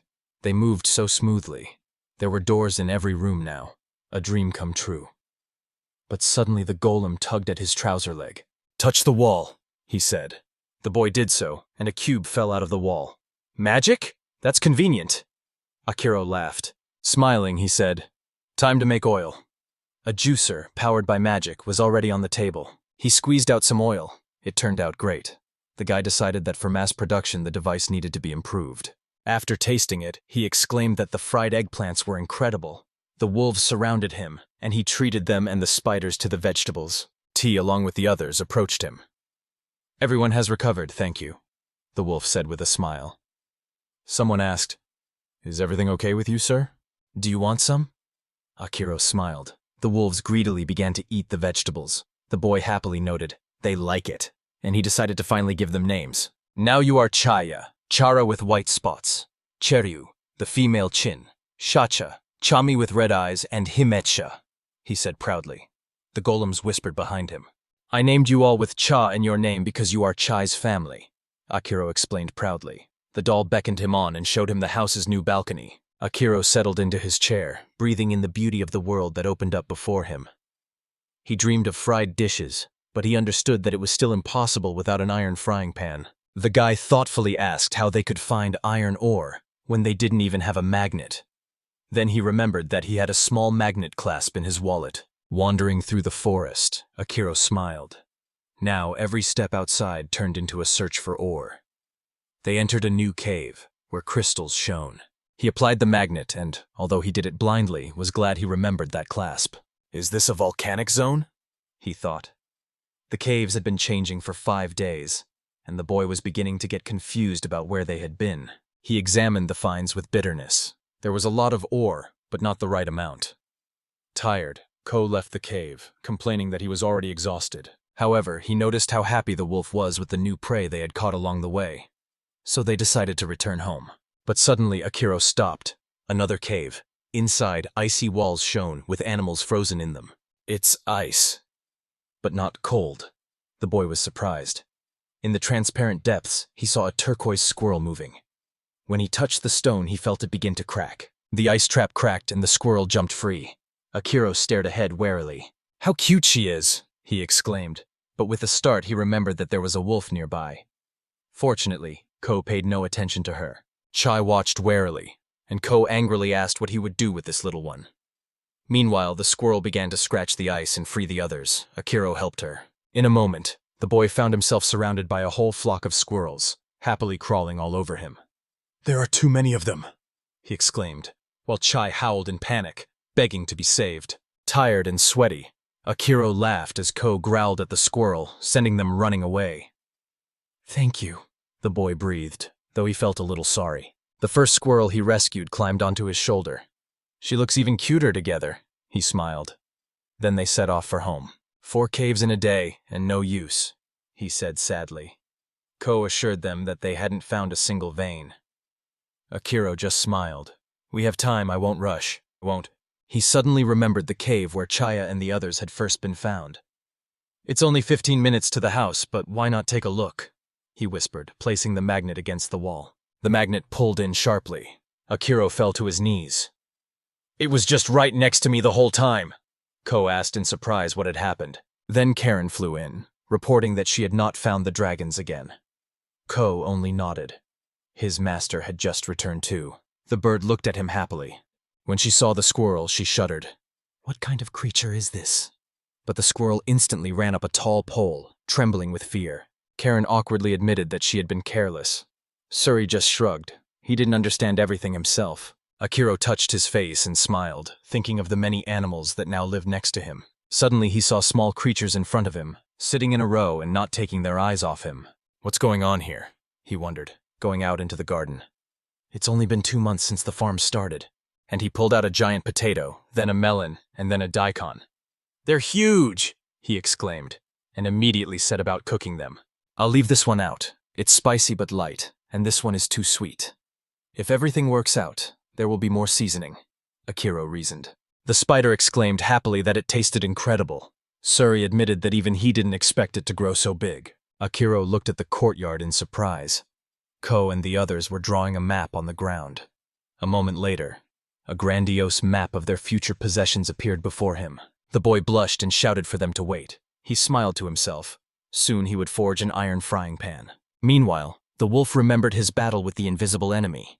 When his friends, enslaved by darkness, attacked him, he was on the verge of death and almost lost himself. He thought he understood everything. Only a few of his friends remained. The wolf asked if this was once the hiding place of one of the forest kings. They were told that this was where they could hide. The wolf said that it was worth resting a little, and then fighting the people to the end. But suddenly everything went dark. He opened his eyes and was surprised. Had he fainted? But where was he now? He stood up, wondering if it was a healing wind or a magical power. His body became light and his mind clear. "Alive?" a voice called out from nearby. "Yes," the wolf replied. In the forest he caught a rodent and was happy. He could finally hunt small prey. He thanked the wind for dispelling the darkness. The miasmas that had drowned the forest began to disappear. But was the threat really over? Another wolf approached and timidly asked if he too was allowed to hunt. "Yes, you will help me," he replied happily. He hoped that he could provide some support to his friends, but suddenly he heard a strange sound and howled in fear. Something was approaching the entrance. Those who could still move followed him. Huge wolves appeared before them. Someone shouted that it was King Fenrir himself, and with him a terrible wolf. Their size was impressive. Someone asked if it was a spider with threads. They had never seen anything like it here. One of the wolves noticed the man and growled that he must be killed. Ko and Chai growled, standing up for the boy. "Don't you dare touch him!" The wolves howled in fear. Akira was stunned. Ko and Chai had grown enormous. He spent a long time exploring the area, studying the plants that could be grown, and through trial and error, he created his first frying pan. He decided to explore the cave again for a change. A spider was walking with him, descending on threads. "You learned how to use a web?" the boy exclaimed, almost falling into the abyss. He was saved by Tai using magic. "You have magic?" Akira shouted in shock. He looked at the wolves and thought that they were changing, evolving. He remembered the frightened creatures they had found deep in the cave. "You have already given up.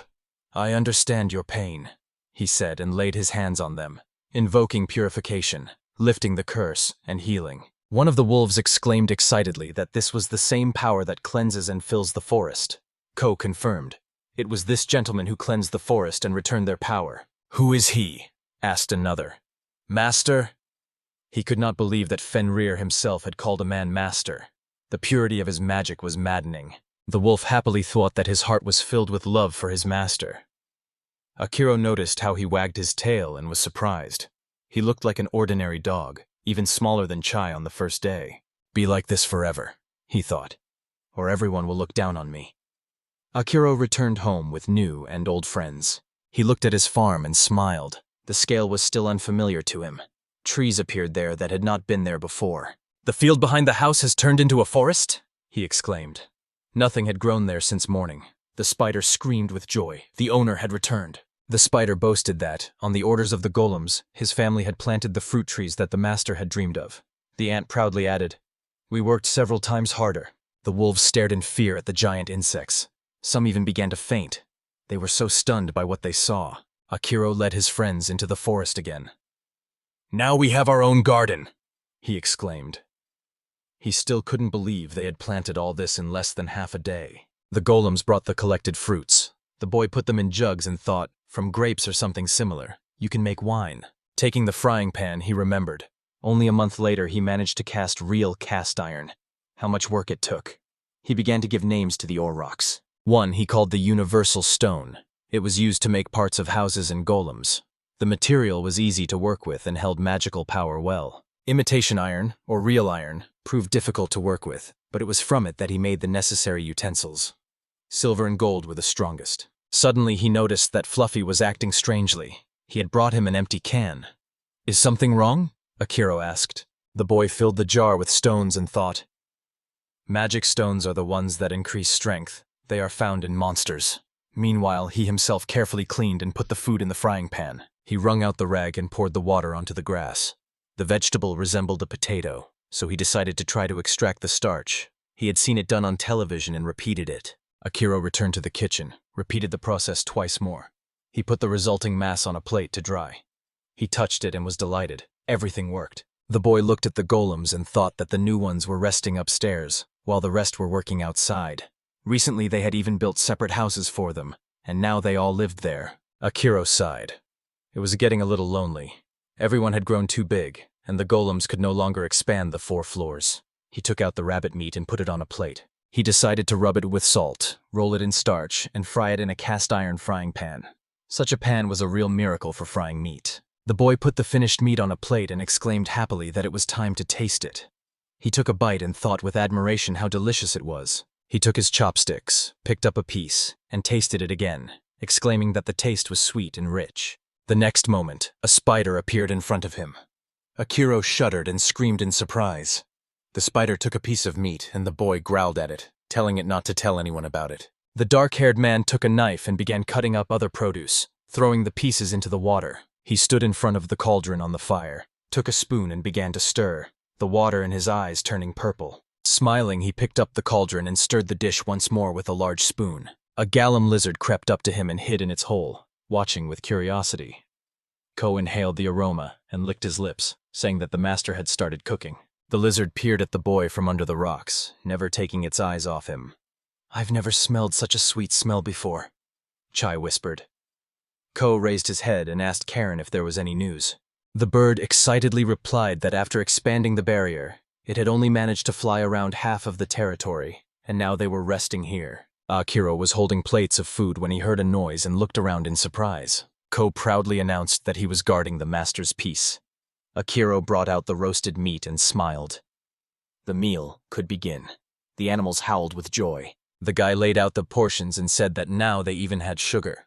They could taste the meat from the plate. Suri exclaimed that he didn't know what it was, but it was incredible. Ko ate his portion and shouted to the spider to give him his. It was too delicious. Karen was moved. Her work had not been in vain, for it was not easy flying through the miasma in search of a dragon. Suri noticed that there was a strong aura of the dragon in the air lately, but it was difficult to find. Karen happily confirmed. Yes, she was also confused and could not find it. Akira placed food piece by piece and the animals around him closed their eyes in pleasure. But suddenly everyone tensed up. The animals screamed in terror. An earthen dragon appeared before them. "It's an earth dragon," was heard all around. Akira looked at him and smiled. "How cute," How long have you been here? Fluffy spun around happily. The boy's face turned red with delight. He was really funny. The dragon shone and rose up with Fluffy. They flew side by side, rejoicing in each other's company. Akira wondered why they got along so well. Maybe they were related creatures?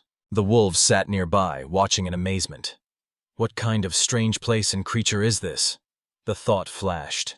At this time, the magicians gathered around the magic stone, and the king shouted, not believing that the barrier was in order. In the center of the glowing symbols on the floor lay a magic stone, surrounded by people in dark hooded robes. A grimace of rage appeared on the king's face.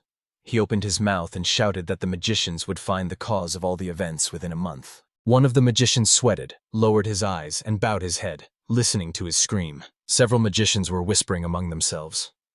On the floor next to them lay a girl with blonde hair and cat ears. One of the magicians, without looking back, said bitterly, "How many more lives must be sacrificed to restore this stone? This country is drawing the wrath of the world upon itself."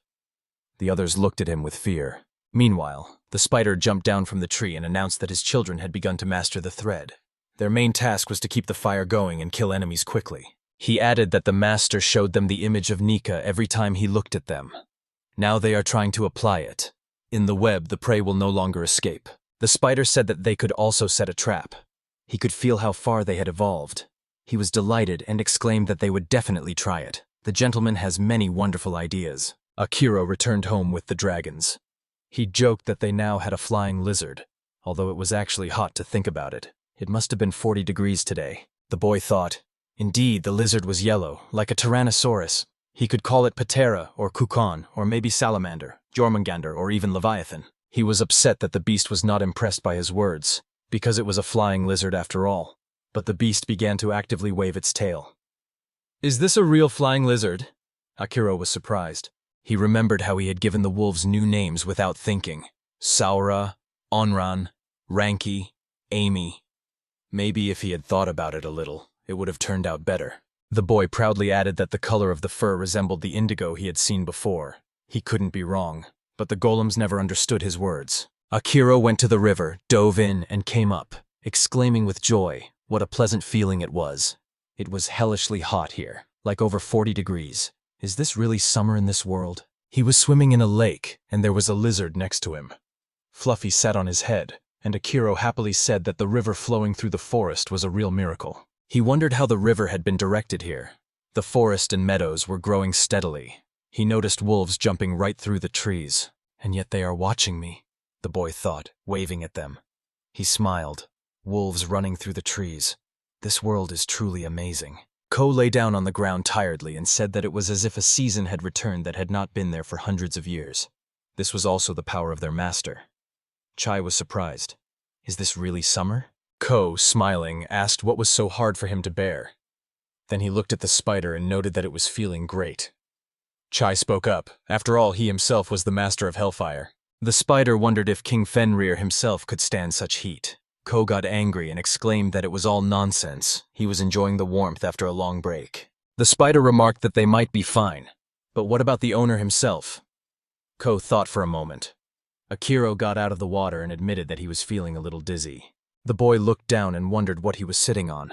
The strange creatures that Fluffy had been playing with were playing around him. They had eyes, but they didn't attack, so they weren't enemies. The spider explained that they were the chief spirits of water. They loved beautiful magic, but he had never seen so much of it. He advised the Lord to be careful and not to waste magic excessively. Akira coughed and waved it away, assuring him that everything was fine. Inside, he felt that this was truly a different world. They returned home and sat down at the table. The boy noted with embarrassment that the meat and potatoes he had cooked in the morning were gone in an instant. Shouldn't they cook 3 times as much? That would require several more cauldrons, because all the animals were fighting for food. He told the golems that if they helped in the kitchen, they could cook more and avoid quarrels. The kitchen space would have to be expanded. Akira added that they should also increase the power of the furnace, and also somehow deal with this heat. His head was already spinning. Meanwhile, the slaves were forming a line. The magician ordered 100 to be led to the hall with the magic stone. Their power was to restore it. He thought their numbers would simply grow. The image of the dying enemy appeared before his eyes, and he asked himself, why did he remember this? The mage muttered that they had always been slaves, born to be slaves. temporary warriors, material for experiments, or the lowest of workers. In this country, this was considered the norm. Previously, anyone who objected was publicly executed. Now no one even dares to protest. The man thought further. For many, this was the life that was the key to prosperity. That's what this country is all about. Meanwhile, Akira went to the river to refresh himself. The sun was high. The boy had his hands under his head, completely wet from his swim. A fluffy baby was swimming gently beside him. He raised his hand and checked his temperature. It didn't seem like he had a fever. It was just too hot to sleep. The water felt so nice, like it was taking a load off his soul. Akira looked up at the sky through the branches and thought that he couldn't stay here forever. He had to find a way to stop the curse without leaving the river. He pondered further. Is there civilization here at all? If there is a curse, then perhaps its source is humans. They must be somewhere. The boy turned away and said that he felt like it wasn't just a forest. Maybe the whole world was a continuous forest. He shook his head and exclaimed that no, people must exist in this world. Please let them exist. But what is a curse then? The slaves were led to a room with a magic stone. Akira remembered that in Japan, curses were always associated with a specific person who casts them. But here, the entire forest was cursed. The boy pondered further. Maybe the curse could be connected not with the person, but with the place, with the spirits that are inextricably linked to the land. He looked at the lizard and exclaimed that it was unlikely, although everything was getting stranger. But the scariest thing was the shadow that clung and sucked the soul. Ko and Karen had already experienced that state. Akira decided that a cleansing was needed. A little more and they would be completely swallowed up in a sickening darkness. The curse had no good in it. The wolves were chasing their prey when Ko suddenly stopped and asked about the strange feeling. Akira explained that when the body constantly absorbs darkness, it is more like demonization than just a curse. He added that to contain the summoning of evil, something like a magic circle was needed, although he himself had no idea how it worked. With a smile, the boy said, "If it's not a demon, but just a curse, then its source must be found and neutralized, whether it's a person or an object." Akira said he knew nothing about magic circles, so he used a black stone. If anyone tried to sacrifice in the name of the curse, it would hit them. He sat in the water on the stones, staring thoughtfully ahead. Then he raised his head and said sadly, "A curse is a dangerous thing, you must be careful." The man ran a knife across the skin, and suddenly several creatures with cat ears appeared before him. The sorcerers in the room watched silently. The guy smiled softly. "The main thing is to create a counteraction, and then everything will work out. If this is an ordinary curse, then it is best to imagine the black stone as a protective image." Many people gathered in the hall where the magic stone lay in the center. The guy said that this was the right and safe way to seal the curse, and it was time for activation. One of the chief magicians sensed something and frowned. The darkness was dispelled by a bright glow. The magic stone began to glow. People covered their eyes with their hands, and the magicians fell to the ground and began to run away in panic, not understanding what had happened. The slaves were unharmed. One magician ran to his companion and asked him anxiously if he was all right. The latter did not answer. He had fainted. He rushed to the chief sorcerer and screamed in fear. "What was that?" The head magician stared in shock at the stone, bound with ropes and sealed with an amulet. Akira opened his eyes and wondered in surprise. Did he really just do that? The next moment he stood up, stretched, and said quietly that he was just tired and needed to rest. The golems were holding him by his shorts, and the white wolf was standing in front. Fluffy was sitting on the boy's head. Akira said he would go to bed early tonight. People who could still stand, dragging the wounded, approached the settlement. The farm girl screamed in shock, asking who they were. The dark-haired boy supported one of them, raised his head and said quietly, "We need to help these people." Meanwhile, in the neighboring country of Antara, King Esmeruit was listening to a report from his subjects. He was told that fugitive slaves from the empire had arrived among them. The king asked in surprise if they were spies. He was told that the slave seal had lost its power. Esmeruit repeated in astonishment. The seal, the symbol of the power of that state, had disappeared. The servant reported that the mages were conducting research. One slave told the doctor that they had gone out to explore the forest like soldiers.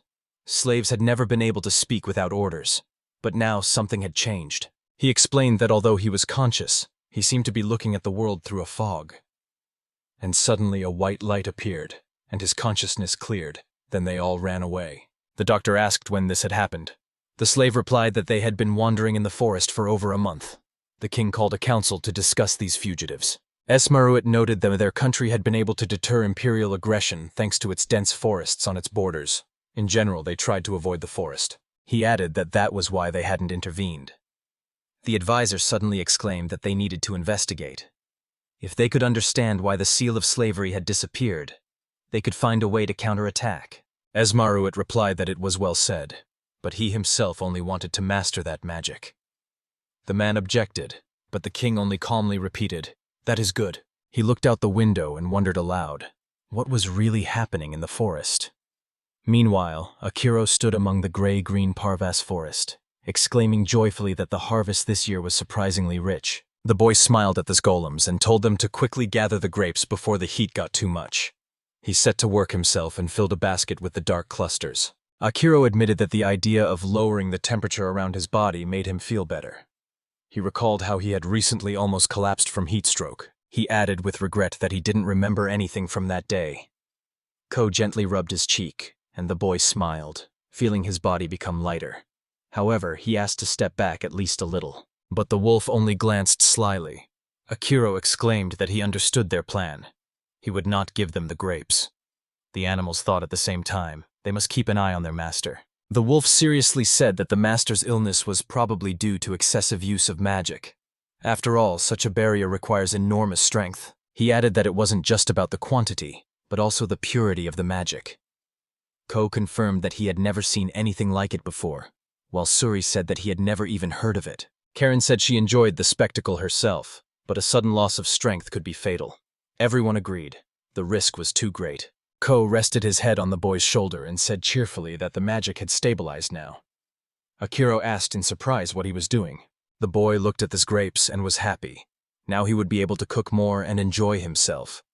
He had never thought that life could have so many joys. Smiling, he thought that the main thing was sake. He loved beer, but there was no time to brew it. Rolling up his sleeves, he exclaimed that it was time to make barrels.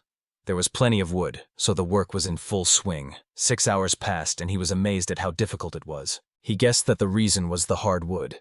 It didn't bend. As soon as the barrels began to take shape, the water destroyed them. Sighing, the boy said that this was also the result. He decided to change his approach. Ko asked what the gentleman had in mind and heard that the bark had to be removed and the blanks dried. Suri confessed that he would like to lick the sweet substance that oozed from the tree. Ko hesitated. Was it poison? Meanwhile, the golems were preparing dinner. The wolf said it was hardly food. Karen swallowed greedily, captivated by the smell. Akiro raised his hand and carved a large tree into circular discs 1 meter long. Then he used teleportation magic to shape the wood into barrels. He was glad that magic was so convenient. In front of him, rows of barrels grew along the wall. The boy smiled and decided to widen the floor. The golems jumped with joy with him. Meanwhile, the court magician was kneeling before the king. The monarch stretched out his hand and shouted. The emperor exclaimed angrily that the stone could not be repaired. The magician explained in a trembling voice. They had tried many times, but without success. Those who tried to repair it lost their memory and magic. The king shouted that it was an elementary matter. If there were not enough slaves, let them produce new ones. He moved towards the throne, shouting that they must start over immediately. The magician objected. Until they found the cause, everything would happen again. The king asked what had happened to the magicians who had tried. The magician replied that they were still in the room. The emperor had ordered them to be killed, because he had no use for powerless people. The magician looked after them in despair. The king sat on the throne and ordered the stone to be restored immediately. Trembling, the magician agreed. The king looked at his court with contempt. The crack could not be repaired. It seemed to him that something was missing. He remembered the strange thunder that night and decided he had to find the culprit. Perhaps it was a blow from outside. It seemed to him that someone was using the forest as cover. No country could stand against him. He shouted to the knights to stop the commotion and calm their hearts. The slaves were placed before the throne. The king, with a feigned smile, said that the time for sacrifice had come. He ordered the magicians to begin the ritual. Enough of the useless centuries. Now it was time to act. All the commanders were standing in the hall. Gun Mills bowed his head, remembering how he had once joined the knights with hope. He had taught the young men that it was a great honor to be the king's protector. But now his heart was filled with doubt. Hamilza remembered his youth. He thought it was impossible to get used to such a spectacle and did not want to get used to it.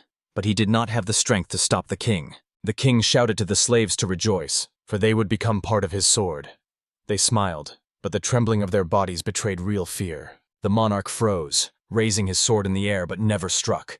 The light forcefully knocked the blade aside. Gunmills hid his face from the bright light, and when it faded, he shouted that the enemy had attacked and that the king must be defended. But there was no enemy to be seen around. The dark-haired man grabbed his sword, but something in his heart trembled. He looked at the slaves and felt a strange, unsettling foreboding. The magician urged the king not to worry. The king, in horror, thought only about one thing: why his sword was lying on the floor. When the magician touched the monarch's hand, the monarch pushed him away. The king was surprised to see blood flowing from his palm, and he cried out in horror. The magician hastened to answer that he would heal him. The king was convinced that he was protected by many barriers. He asked where his sword was, but the magician shouted not to move. The emperor, confused, asked what it all meant. The dark-haired young man timidly asked permission to look at the sword. The magician nodded, and the boy raised the blade, wondering if it was truly an ominous magical sword. He thought it had no power. It was just an old blade. Gunmills noticed a rope made of grass. The magician explained that it looked like the kind of binding that was once made for magic stones. Hamilza wondered if it was connected to the attack from the forest. He lacked information, and decided to wait for the investigation to be completed. The magician angrily shouted at the boy, asking what he was doing here. Gunmills asked the reason, and heard the answer that this young man had created the royal sword, and now he had lost consciousness and regained consciousness in this state. The dark-haired young man looked forward, his eyebrows furrowed in a stern frown, as if he had finally realized something important. Gunmelza looked at the frightened boy and remembered the magicians who had died while restoring the stone. In both cases, they had sacrificed and lost themselves. The fair-haired people stood in silence until they began to look at each other. And at that moment, flashes of sparks cut through the air. The man remembered that strange feeling and looked at the slaves, whose emotions were beginning to awaken. A hope flared in his heart. Perhaps this would stop the king. Gunmills recalled reading his great-grandfather's notes as a child. The forest was dangerous then, but blessed at the same time. The wind swayed the trees, and they gave people life. He remembered how he had been saved by beastmen as a child. Even the kings of the forest described in the records aroused his admiration and envy. Gunmills thought he would see them one day, but in their country it was forbidden to talk about the forest. Gamul shouted an order to his subordinate to act immediately. Then Mills approached him and asked if the destruction had already begun. He replied that the meetings were taking place in strange places. Gamal admitted that he didn't want to go there, but he had to. He shouted angrily that his mood was terrible. When he wanted to show his ferocity in the forest, he was sent to rest. Now he can't even execute slaves. Ganlosa asked in surprise what he meant. The knight explained that after what had happened to the king, it was better to refrain from such actions. Gamal angrily exclaimed that he knew this, but could barely contain his rage. Gunmills replied quietly that these events had affected everyone, and perhaps it would even be beneficial. He and his subordinate approached the man. Gunmills decided that there were more important things to destroy now. He said that he wanted to rent slaves. They opened the door and went in. Gan Niels held his nose because of the terrible stench. The slave manager apologized and said that on the day of the golem's cleansing, everything would be cleaned up. He ordered the adult slaves to stand. Gunilsa watched them intently and noticed a boy who was looking away. He immediately pointed at him and chose him. Then he took a few more. The manager asked anxiously if they would be killed. He suggested that at least the women be left, since there were not enough slaves anyway. Ganamili wondered with annoyance why he was discussing this. Smiling, he said that the slaves would be sent on a special mission. He would put a mark on them so they could be returned. Meanwhile, Akiro and the wolf returned to the farm. The boy was happy about the warm autumn, looked at the rich harvest and exclaimed with a smile that everything was a success. Akiro hugged his friends and said happily that it was amazing to see them all together. He thought that this was the very place he had once seen from afar, expanding the boundaries of his world. The boy smiled and said that the day and a half of hard work had not been in vain. The wolf, sniffing the air, happily asked what smelled so delicious. Akiro replied that he was happy to see their smiling faces. The wolf noticed that the grass didn't taste good either, and he wanted to try it. He laughed, adding that when their master took charge of the food, it always tasted good. Akiro plucked a stalk and said that it looked a lot like wheat. He wondered where the grains were. He tasted it and was pleased to confirm that it was edible and healthy. The boy explained that with the help of magic, he could hold the top of the tree in place, so that he could cut it off more easily and then stack the harvest together. His friends immediately began to help with the harvesting. Akiro happily noted that it was good that there was grain in this world. If everything worked out, he would finally be able to bake the bread and other baked goods he had dreamed of. The boy said that everyone was probably worried, so they should hurry back. The wolf lay down on the ground and offered to ride. Akira happily thought that was exactly what he wanted. He agreed with delight, and was even allowed to sit on top. The wolf shouted loudly that they were going home, and ran so fast that the other animals were left behind. Ku ran out of the house, happily exclaiming that his master had been gone for almost 2 days.